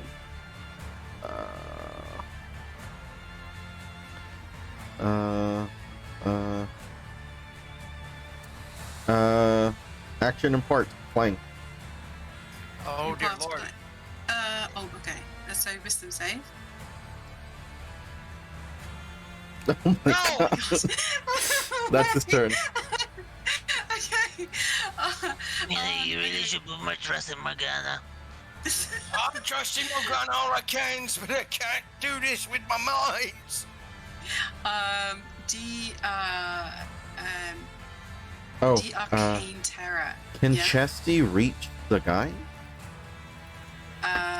Chesty doesn't seem to be able to target it at all.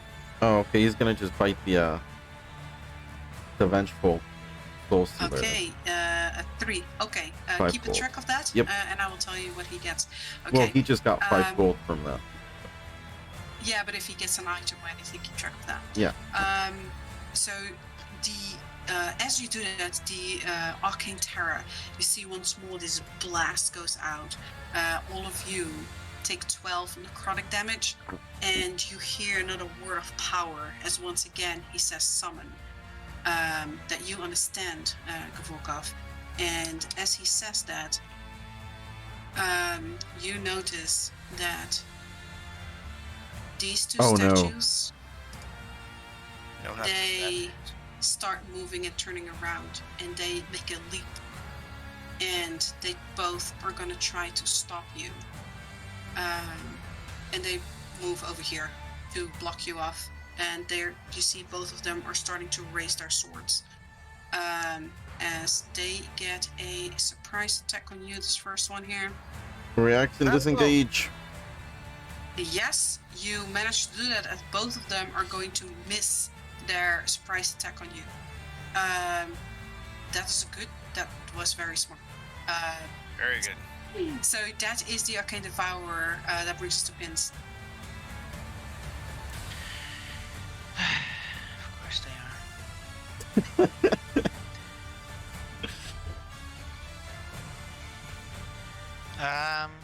I can disengage, right, from them. You can if you want. If you have As a rogue, can't you use a bonus action? Or do you not have that yet? Not at level 1, no. Well, yeah, there are bonus actions on and off, so that's the problem. No, yeah, I want to use my reaction to. Nope. Yes, go ahead. You can do that, or if you should have nimble escape. You can do disengage or hide as a bonus action as well. No, that's level 2 rogue, I think.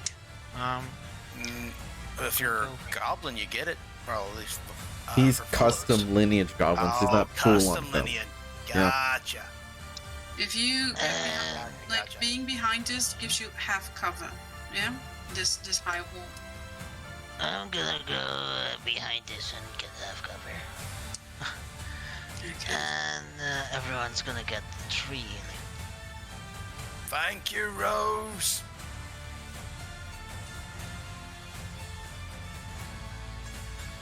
Oh dear Okay. goodness. Oh, die. Okay, I'm going to shoot it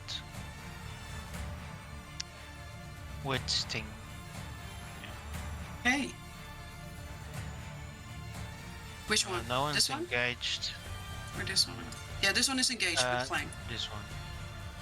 Okay. Well, yeah, it doesn't matter if it's yeah, he's just gonna get half healing anyway, so I'm gonna shoot this one.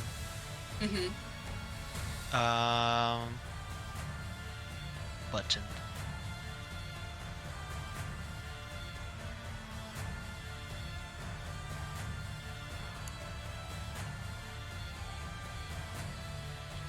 Oh, you crit.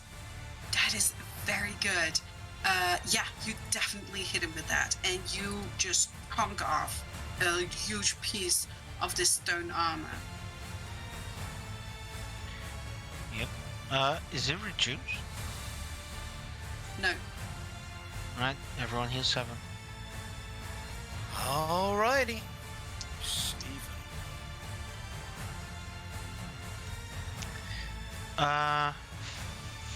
Fudge me. I need to get over there, but it's not safe. Not safe? Oh, that's not good.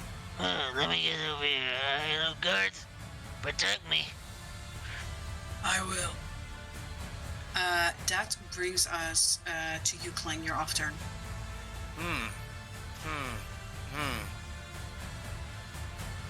These guys need to. Oh wait, I'm not trying to actually move myself here. I'm trying to measure.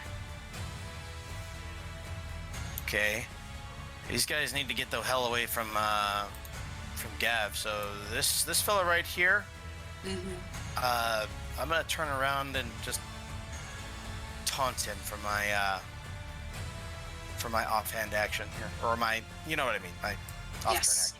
So this guy right there. You taunt him, and he turns around, and this heavy, just bonking of it. The floor is trembling from his heavy footfalls, and he actually gets over to you. That's all I can do. All for right. my off turn. That's going to bring us to Garth. Garth is going to finish this thing off over here. He is going to make 2 shots with his... Oh, for fuck's sake. I forget every time. I need to fix that. He is going to make 2 shots with his wall ball. He's going to hit both. This one is also reduced to a puddle. He is then going to run all the way over here on his way to this other stone archon. And that is going to take us to the next turn, which is the actual Arcane Devourer, who, once again, he doesn't seem to be doing much other than pulsing, which he's going to do, but the damage that comes from it seems to increasingly become more awful. As you guys take 17 necrotic damage. And he... How much? 17? Yeah, 1-7. Oof. Ouch. Ouch. As he once more starts another word of power, but it seems like a waterfall of words almost. And this is a channel. And you see, as he does that, the feathers that are towards these dead soul eaters, they start intensifying. And you see that their bodies and their arms start twitching. That is going to bring us to Pins. That's not what you want to see. That's not what you want to see. You really don't. Holy shit, for a moment I thought that this one was an extra one that got summoned.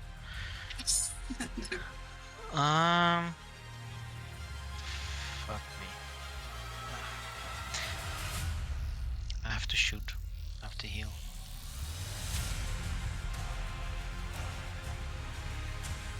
But who? Okay. I'm going to heal the one that needs to save us. So I'm gonna sting the statue. Yes. A 13. Let me swiftly shoot again. You hit with a 27, absolutely chunky for 12 damage, and as you do, you just see like one of its wings just comes crashing down, and you, Clang, you almost get collapsed under that as the point of these wings like pierce themselves in the floor as big pieces of stone fall off. Watch as you fucking admin. Everyone heals with 3. Thank you, Rose. And then I shall. He's taunted. Words. Is he taunted? Yes, he's taunted to Clang. Yep. I'm gonna run past him. Over to here. And I'm gonna ready my Thieves' Tools. Okay. And that brings us to Clang. You're off turn. Okay. Big Nasty here is looking pretty harshed. I'm gonna make it worse. Okay. Swift. Nice. That definitely hits. You hit it for a whole lot of damage. Yeah? Hang on. He didn't take 1 damage here that he was supposed to take. Force. Nice. Okay, and with that, you see as he's lifting his sword with 2 hands, trying to come down on you, and you hit it with a sword, and he just crumbles. Roll me a dex save. Oh shit. Please, 18. 18, yes. You swiftly dodge out of the way as he comes crashing down. Yes. So that is very good. Do you still want to move? I am definitely going to move here. I'm going to use my full movement to get right up next to this one here, as close as I can. All right, fantastic. And that's it. Okay. That is Garth's after. So Garth, you see that he rushes towards this thing, and he's going to taunt it. And he looks at you, Clang, and he says, "Finish it." As he's flanking with you. That is going to be his turn. Gvolgov, that is your off turn. Stepping back forward, Mage Hand, pick the lock. Go ahead. 10! A 10 fails. So you see that as you try, one of these places locks, it gets stuck, and you almost scared it's all gonna reverse. But you manage to quickly move some compartments aside, some of these little pieces, so that it doesn't completely revert back, and you hear this this arcane terror. You hear him laugh in your mind, and as that happens, this and he is going to make a multi-attack on Garth over here. Hits it once, misses the other time. Garth is taking chunks of damage here.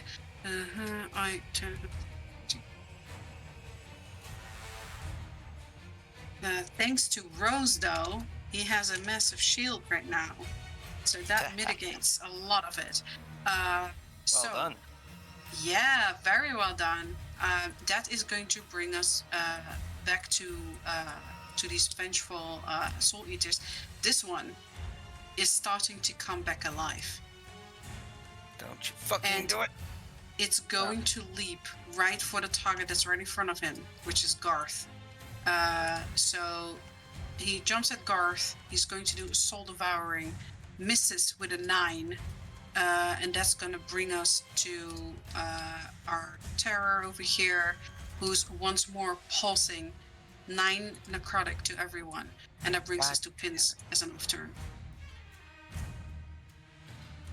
I would like to reaction that Yes. here. My very last contingency band regular health potion. Very well. You can also use your shield. So you take 1 damage. You know what? Yeah, know what? Let's save that here since we know it's coming here. Just shield it. Yeah. So you only take 1 damage from that. And reaction impart. 9. Actually, no. I already used up both uses. Never mind. Don't have any more uses. But no. Chrome is frozen up on me here. Give me. Shit. We'll wait. We'll wait for you. Okay, there we go. Welcome Okay, back. there we go. Everyone heals 3. Oh, nice. Oh shit.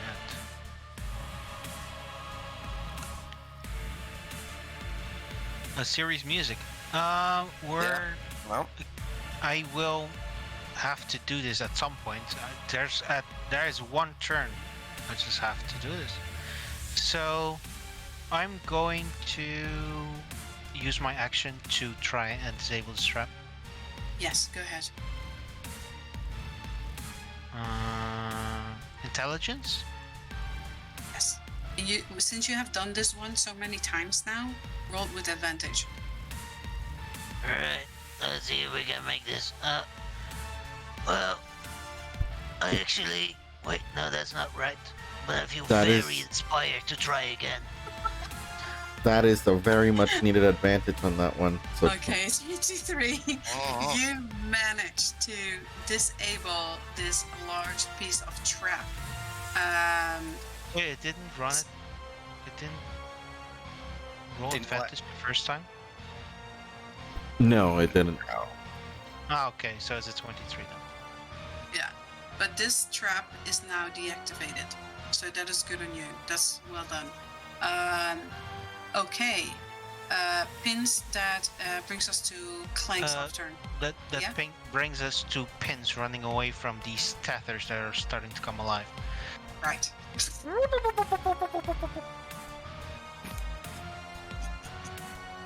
So you can move, and then it brings us to Clank's off turn. Okay, I'll get a little closer here and bring down the sword of justice upon this thing here. All right. That actually Swift. Swift. That hits. Okay. And you hit it for a lot of damage.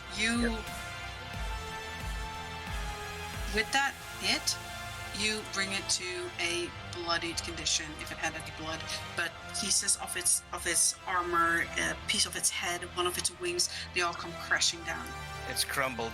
Oh, lovely. Yes. Then I'm gonna go ahead and use second attack. All right. How's a 15? A 15. If 15 hits. Holy fark. Okay, Nice. well that's 12 damage. That is another 12 damage. Okay, so Lamir does replies this thing I just put on it. It is basically falling apart. You can see most of its head isn't even there anymore. It only has one arm that it starts to lift to attack. Kill it! Don't finish that one off. I'll need it for healing. Oh, then never mind. Gar says, all right, I'll work on the other one. We'll work on this one. And at that, it is Clang's or Garth's off turn. So he turns around and he once again does this back jump.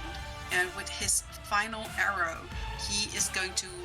Oh, I keep doing that. I'm so sorry, guys. I keep forgetting to roll from the sheet. He does 2 wall bow attacks. He hits with a 24 and a 23. Let me roll one time 3d6 on that. Oh, nice. Okay. This one is immediately back to its very hurt condition.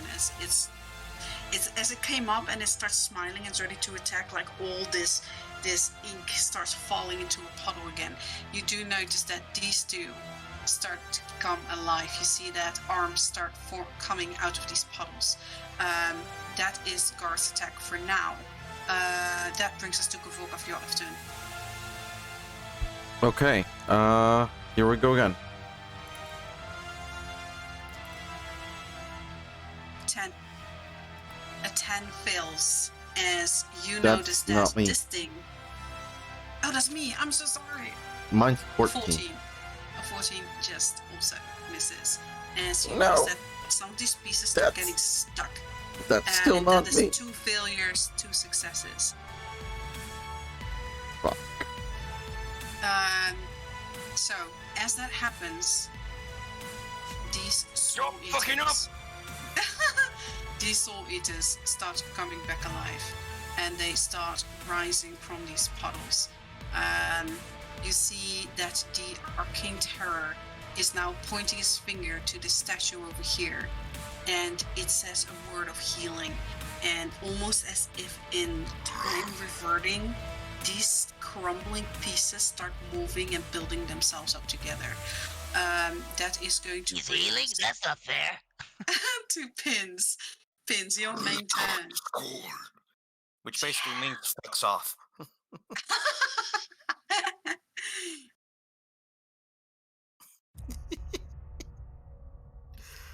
Okay, who needs what now? This is Pins' main turn. So Ah. there's 2 failures, 2 successes. All these start become alive, and you see that all of these now have their focus on Gavorkov. Is there a way I can aid on this at all? No, it's his job. Okay. That's his job specifically. You can always sort of try and help him with the puzzling part, so you can aid him if you want. You can't see anything, but if he talks to you about calculations and sigils, you could aid him.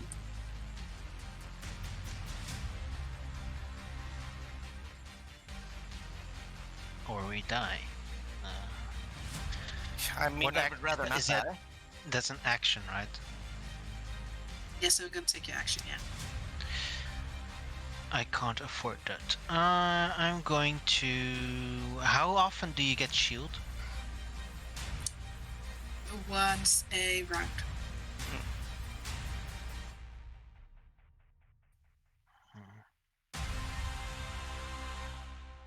Fuck.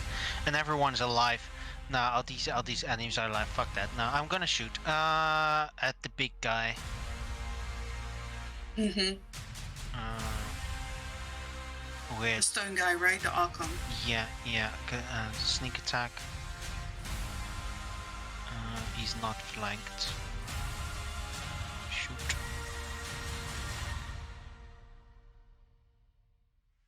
Uh, 18. 18 will hit, and with that damage, it crumbles and falls to the floor. And you get a 12 healing clank. 12 healing. Wow, Plus 3 from Rose, so 15 total. Everyone gets 3 from Rose. Oh, I'm not. I don't have the selector. I have the measurer. You said 12 healing. 15 healing for you. 15 healing. Oh, that's even better. There we go. All right. That was one shot. Bonus action. I have to do that because I can't use it for anything else. So bonus action, shoot again. On this guy. You said this guy is starting to heal. Is he targetable yet? No, it's like the pieces are starting to pull back together as if time is reversing on it. So I will shoot the hurt yes, soul go ahead. Eater. Which shoot again. He's not engaged. It's gonna be Needler.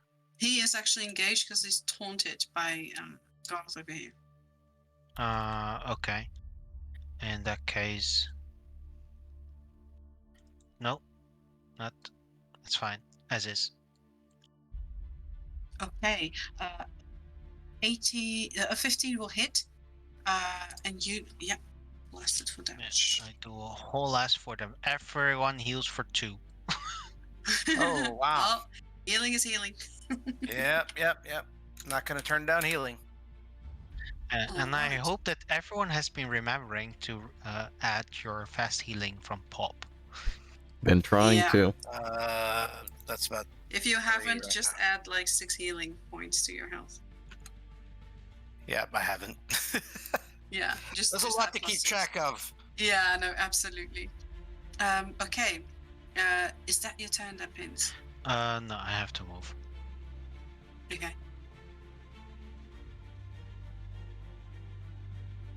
I'm gonna stand there. Okay.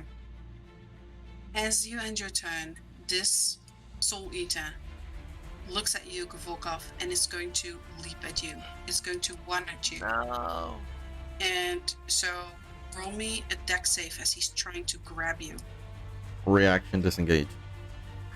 Okay, as with its large claws, it jumps at you, and like you see that it's trying to grab you. It misses. Actually, he's going to move there instead. Okay. Ian, question. Yes. This is disarmed now, right? Yes, it is. Yes. Okay. There's an icon here. Yeah. So it's the off turns right now, right? Yes. Bull rush. Okay. I'm going after this bastard right here. Absolutely. So it needs to do a... Why does it say 16? It should be 10. Oh, no wonder. It's... Yeah, it is supposed to be 16. My bad. Yes, No. it's supposed to be 16. He fails. So he is knocked prone with the attack you do. Oh, excellent. So you then I get a stomp. attack it, yes, with advantage. Maybe you get a crit. Let's see if it comes out any better with advantage here. Nah. Still, that is amazing. And you do it all that damage. Actually, isn't this your first hit on the turn? You should be able to... Oh, Burble. Okay, yeah. There we go. Yeah, Burble just adds +1 to attack here, but these... Actually... Oh, I didn't have the force clicked up. The damage. Yeah, the damage. Oh, there we go. Yeah, that's what I was looking for.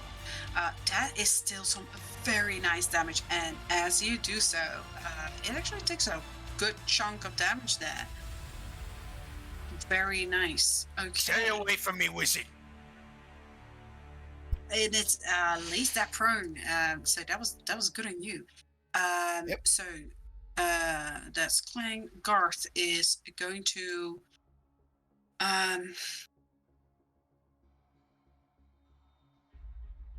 he's gonna run over here and he's gonna taunt both of these, and both of them are gonna leap on him.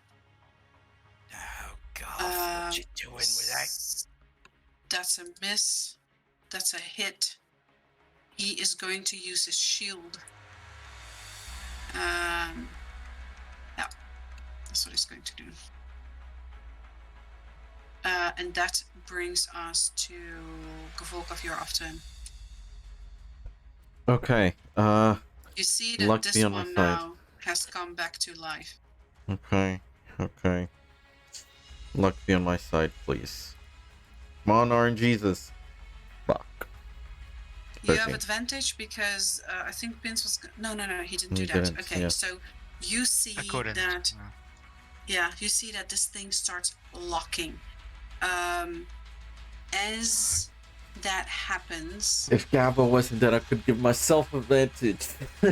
As that happens, you feel a strange brush against your cheek as there's a black feather, and out of it bursts Gavo, and you get another roll on that. Oh, thank the Lord. it. Okay. Do it. Daddy 20! Oh, okay. Thank the Lord. Okay, so Yes. you, as Gavo bursts out and he says, "Master, I've been called to aid." You just have your full focus, and you think, "I can do this. I can do this," and you manage to lock this thing. And as it does, you see all these pieces start rotating and then clicking into place. And you hear this gurgling scream of anger as you understand this as the word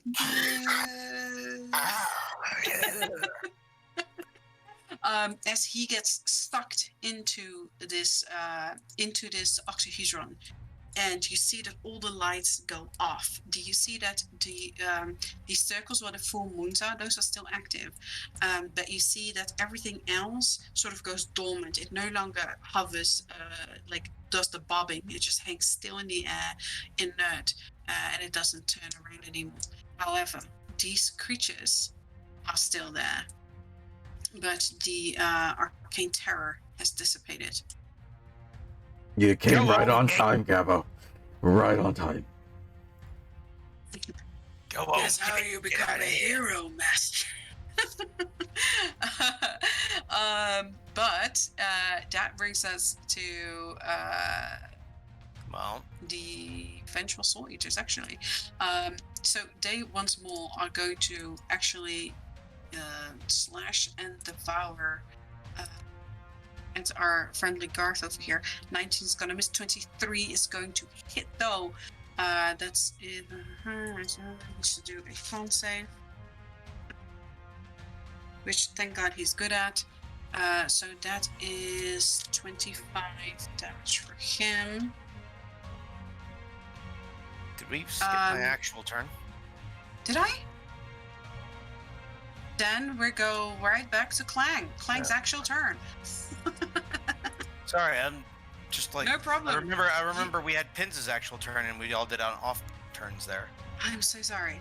So you standing right next to this prone inky creature. Oh that yeah. You just blasted down. Let's just kill this thing here so we can skip back to everybody else's turns. To the death. Wait, did you actually do a stomp attack as well when it got prone? No. No. So add another stomp attack. The stomp attack, I did do that. Oh, okay. It's that's one of those things that it can be immediately followed up with here. Yes, at least exactly. according to what I'm. So Yes, I don't need to do You're another. absolutely right. Stomp Okay. you can take away 2 here, so it's just be a 25 here either way. So I'm. That is definitely going to hit it though. Missed it. So Oh yes, dear. no. With some nice force damage, you see that this one is starting to become bloodied. Yeah, let's make it worse. That definitely hits as well. It is not looking good. That's all I can do. Well, I could do that, but I think I'm gonna hold off on that. Yeah, that's it. That's all I'm gonna do. All right, that is going to bring us to Garth, who is going to retaliate. He is going to do cleaving strikes. With penetration damage, that's 23. That's 18. Both are gonna hit. This 28, 38. Okay, so this one dies. This one heavily wounded. Basically bloodied, is what I mean. That is his turn. Gavo. What is Gavo doing? Gavo or Gavorkov? Well, Gavo is in the list there too. Okay. Then that is going to be... he's going to provide the... Who's coming up next? That would be myself, I guess? Yeah. Provide the aid action onto myself for this guy. Who's going to cause a distraction on that guy's face. Okay, yeah. He does that. That brings us to you. Eldritch Blast. Straight onto that weak point. Absolutely. Yeah. Oh my lord. Swift. That's true. But then that's only... Oh no, that's just a straight reroll. 15. Yeah. 15 hits. So that is an extra d10, right? Because it's for the weak point. Yes, absolutely. 10. And yeah, so that is some nice damage. It is about to go down. Okay, so that's the first blast. Second blast is with normal disadvantage. So that's an 11. That still misses. Okay. Yeah. And then just gonna move myself over here. Okay. Vince, you're off to. You got this, Pins. You got I this. just realized something. Uh-oh. That we could have prevented these soul eaters from coming back. What do you With- mean? Alright, it's too late now. Damn it, man. Well, I mean, that was your job. Thou could not be interrupted since the terror was immune to all effects and damage. Yeah. Ooh. So even if I were to use, the, was it bash here? Yeah, It wouldn't would have not worked. have worked. Yeah. I'm going to shoot. Okay, go ahead. Yeah. Oh wait. Is Gav still working on this thing? It only No, applied it. no, it's locked. It's locked, man. Alright. So yeah. Okay.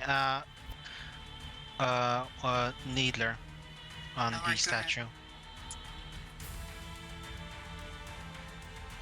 17 definitely hits.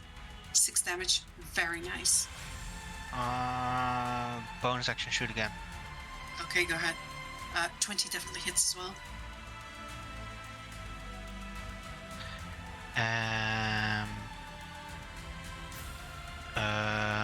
repeater. Okay. Yes, and with that, it's definitely bloodied. It's definitely crumbled, as Clank said so aptly. Everyone heals 3, and everyone heals 6. 5, 11. Everyone heals 8 total. Nice. Okay. That is going to bring us to this soul eater over here, who's going to get up. If you have a reaction, Klein, you can use it to have an opportunity attack. Oh, definitely. I will definitely do that. Kicking this guy in the fanny. Oh, sorry. But yeah. You hit it, and with that, you bring this thing to its inky knees. Brings us to this one over here, who is going to try and leap to the ceiling.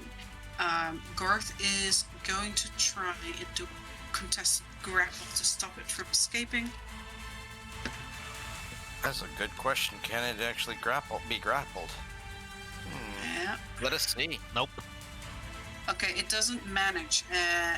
As Garth sort of grabs it and pulls it down, it in anger hisses back at him, and it's going to turn around and once again leaping attack it.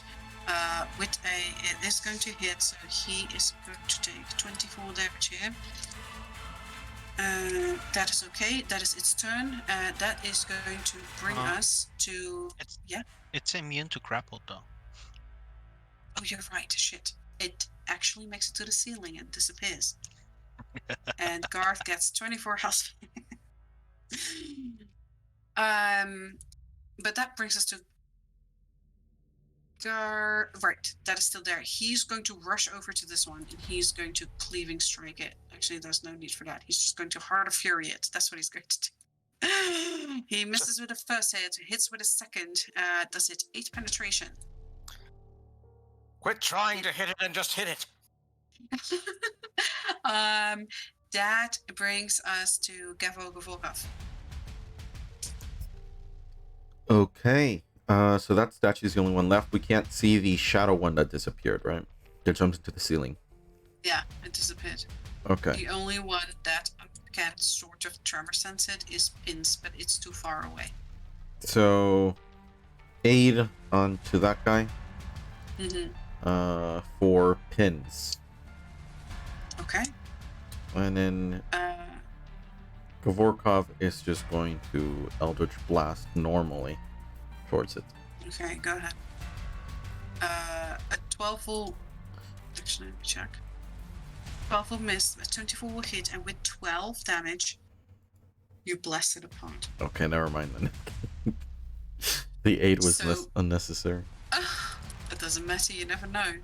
And with that, you have cleared this room. You see that the statues over here, their eyes are now glowing, looking at this octahedron. And you see that almost like sort of lasers, they are focused on these sigils of the moon. But it keeps the thing inert. Very good job, you guys. So you, though, Pins, you roll me a perception.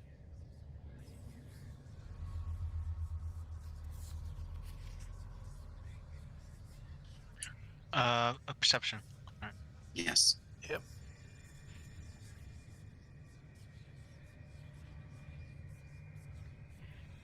That comes through. Yeah, you don't hear it all too loud. You do hear vibrations coming from further away. It's not strong enough that you can tell exactly what kind of enemies it might be, but you definitely hear them. Garth will focus. Let's see how everyone seems Wait. decently Gav gave me the 8 action, right? To attack. Yeah. Oh, to attack. Okay. Yeah. Garth is going to take a potion and heal himself. Yeah.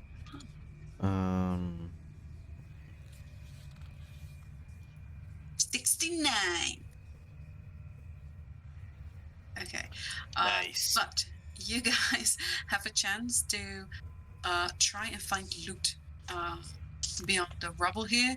We'll try to move on as you do see that the barrier that appeared in front of you all has now once again dissipated. Everyone takes 2 damage. Actually, 1 damage. yeah. So the help action is just the help action gives you advantage on the next thing you do.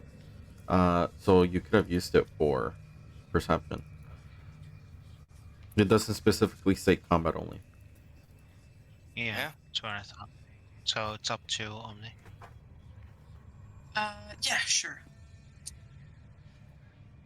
I will just say from now on, Gavel picks up your bolts and carries it across to the enemy.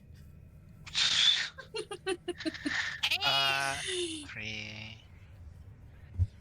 Everyone takes 1 damage. All right. Yep. Okay. There goes my 69. Okay. So, if you want to try and loot, you all roll me a investigation, please. Yes, please. Let's roll investigation. See if we can't get some creep. Grab everything and move quickly, cause. Right. I'm better under pressure. Ooh, I'm not. Some nice numbers. As you all saw how much I failed, I'm not. Let me see. Investigation. Oh, okay. Well, you guys do hit it.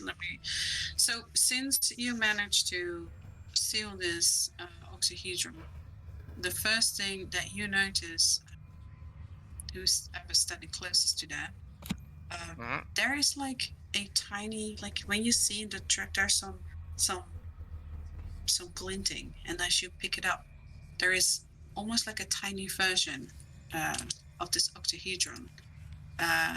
You pick it up, and it looks very similar. It has these lights in it, and these lights traveling past the seams. And as I'm assuming, Volkov, you also are casting Identify. You know exactly what this is, so I am going to link that for you guys. Oh.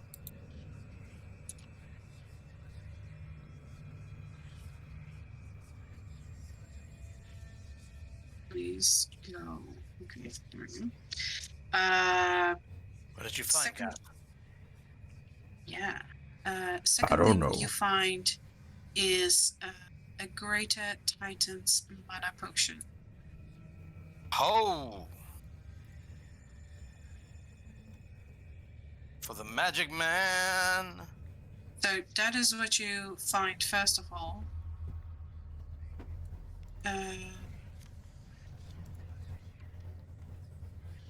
Then let me roll for that as well. You guys find one more Essence of Torment.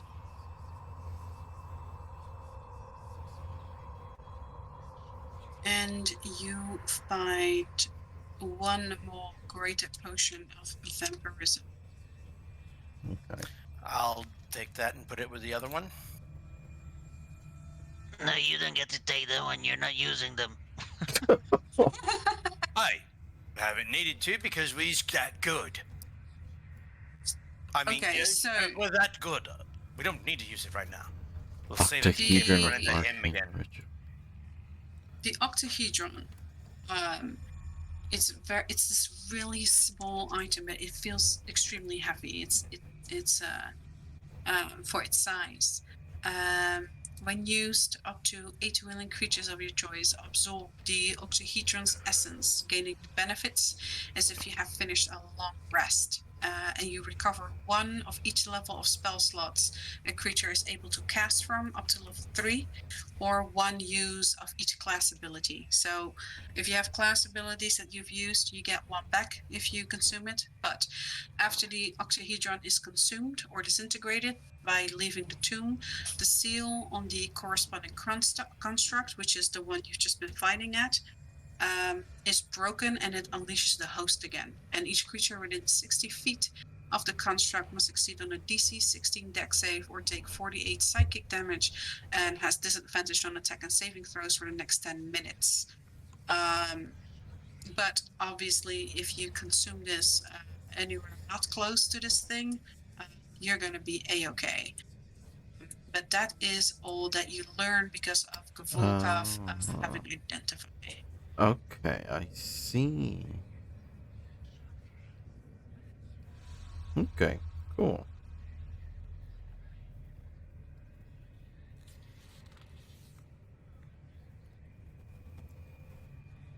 So use this on our way out and not while we're sitting next to it. Well, I would, since you know this now, since you cast Identify, you definitely want to be at least 60 feet away from it. Mm-hmm.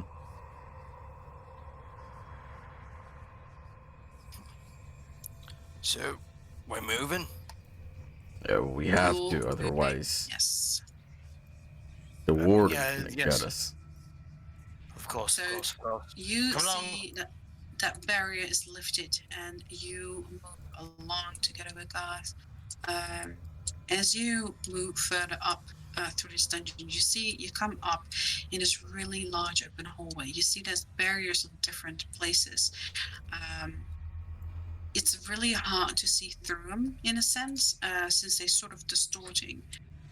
But everyone who looks up this everyone who looks up this way can sort of see through this distortion. There is a strange creature.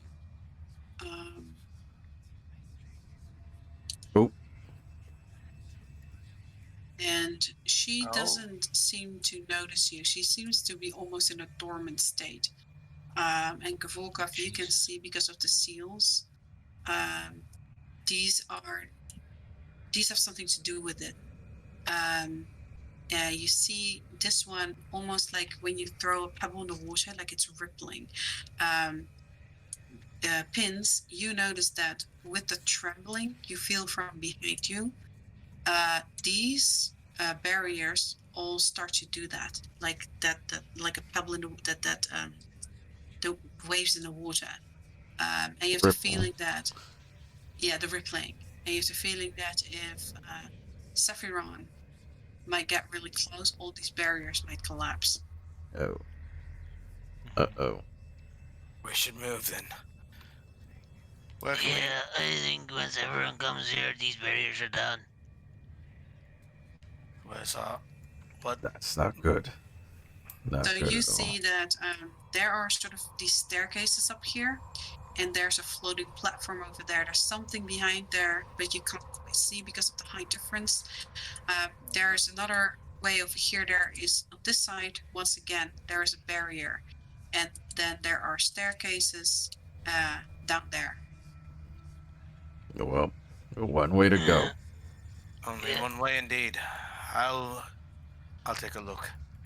Well, we were here for this, for the road, for the flower, right? We haven't found it yet. Yeah, so... Garth, you said it was in a certain creature in here, right? You know where the creature is? Yes, Garth nods solemnly past says... Garth nods and he says, from my brother's notes, from when he found the sapling ones, he said that once he defeated the Maiden of Vigilance, there was this large pit that opened up, and he could travel down there, and it brought him to this, I don't know, it brought him down to some depths, and there was a monster there that had them. Maiden of Vigilance. Huh. I wonder when we'll meet her. Hint. Oh, you please control your libido. What? Don't ask how I know that word. What? From all the romance novels. I'll go ahead and start making my way down the stairs here. All right. Everyone And who walks past here can roll me perception as well. Oh, well, Sorry. already. My Chrome crashed for a second after the battle, okay. but a 2 means I recover all my bolts bar 1, right? Yes. Yeah. And if you need extra bolts, I can give them to you, but they're no special ones. Sorry. Yeah, I need special ones. Okay. You have expensive taste, sir. 40 perception. So, Gavorkov, once again, it's hard to see through these sort of ripples as they're distorting your vision a little, but you see a very large undead with a massive sword. Once again, it almost looks dormant, as you see this one over here. Oh. Okay. I don't think we want to go through that gate. Let's just keep going down this way. Yes. Yes. So that is what you see over there. Oh, hello. That is Death himself. No, we don't want to go that way. What's the worst that could happen? It's fine.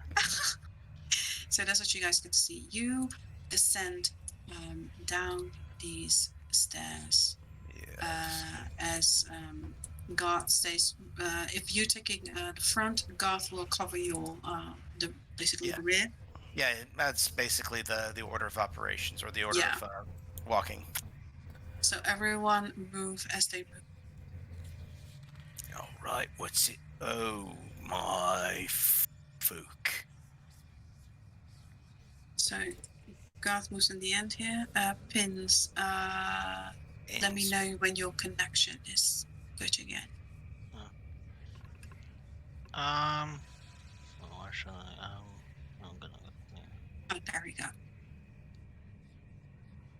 As you move down these steps, you all descend into this room where you see this large crystal, and there is a large warrior stuck in this crystal. And as you move into this room, the exits start to close as this room becomes completely sealed, and the top of this crystal starts cracking, and you see that the creature that's inside it starts moving, and these cracks. Grabs his Titan's mana potion and downs it. Okay. I am going to take the. Actually, yeah, I'm gonna go ahead and drink the damned. What is it? An infused healing potion, really quick. Okay. I'm half. How much is that again here? Infused is that every one you roll, you Reroll. You re-roll it. Okay, so it's a regular healing potion plus you re-roll it. Yeah, every one you roll, you can re-roll. Okay. Let's see here. I didn't roll any ones, so that's 8. This is from Flynn, right? Didn't he give greater healing potions? He did. I'm holding on to that. Oh, okay. So he gave normal ones. Regular infused healing potions, and then he had a greater infused healing potion. And don't forget, if I'm not mistaken, you guys also got healing potions. Yeah, Greater Titan's healing potions from Sephiroth, which basically is 44 plus 4, and half the result, you get a shield. I think we put those inside of inside of Chesty. Yeah. Yeah, you can access Chesty. Or Gavorkov can always access Chesty. We should kind of. I think I'm good for right now. As you guys do this, you see that the cracking of the top, it actually starts crumbling crystal. And as more and more of the body gets revealed, you see this large helmed woman. And she turns her head towards you, and you see that there is a burning of her anger in her eyes. They grow with a bright yellow, and slowly but surely the rest of all this crystal starts bursting and crackling and crumbling around her, as you see that she's trying to pull herself free, as what you witness is the actual Lady I of take it Vigilance, that's or the the Maiden maiden. of Vigilance. Yeah. Yes, the hell hath no fury like a woman scorned. Oh, yeah. And that is what you guys see. Did it pop up for you guys? Yes. Yep. The Maiden of Okay. Vigilance. That is actually some boss artwork. It so is. Yeah. So as you see that she actually like pulls her arm free, and there is this giant mace in her hand that starts brimming with light, and she darts it forward to you guys, and you say, "You come up into my domain, disturb my rest. What is it you seek here? Plunderers, I will show you justice." And she bursts out from this crystal, jumps up here. She raises her mace high up in the sky, and all of you get sucked into the middle, right next to her.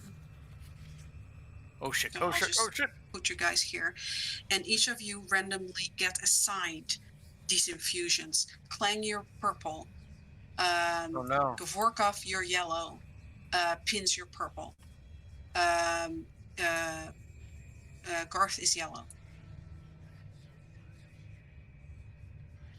And as she... Yes? Nope. Go on. Okay. And as she does that, you see that this gigantic pit appears right under where that crystal used to be. And you can peer so deeply in there that there is just blackness and darkness. And she says, "I will kill all of you where my partners have failed." And that is where we're gonna end this session tonight. Holy crud! We're gonna die. We just wanted passage, ma'am. Seriously, we're just trying to save We're a little lost. girl. You guys can all see the pit, right? Yes. Yes. Okay. Yeah, Sadly. the Yes. ominous pit with all manner of runes going down it. Yes. Okay. So that is going to be where we start next session. Yeah, I think we're in a bit of a pickle. Let me just put your creatures on the side here, just to make it a little clearer. It's a good thing you healed up and took that vitality potion, right, Clang? Wait, what? Yeah, that's what I thought. Yeah, that's in Chesty. He's over there. He's hanging on the wall. He's clipping through the wall. How the fuck is that happening? He's special. Don't judge him. You Burbo's up there with him. But yeah, no, since that's the end of the game here, we'll go ahead and do our closing. If the DM would like to go ahead and do that. Yeah, so thank you everyone for being here. Anyone who's enjoying it, thank you guys for always playing and making everything so much fun. So let's start from left to right. Gavorkov, thank you. Played by Zenda. Please, Rose, don't be as bad as last fight. Pins, played by Lotros. I'm definitely gonna have to buy some bolts after this. And Clang, played by Spectre. I'm serious. I am done with this place. We's never coming back here after we's done. Oh, I agree. So thank you all and stay safe out there. Goodbye. Bye. Bye.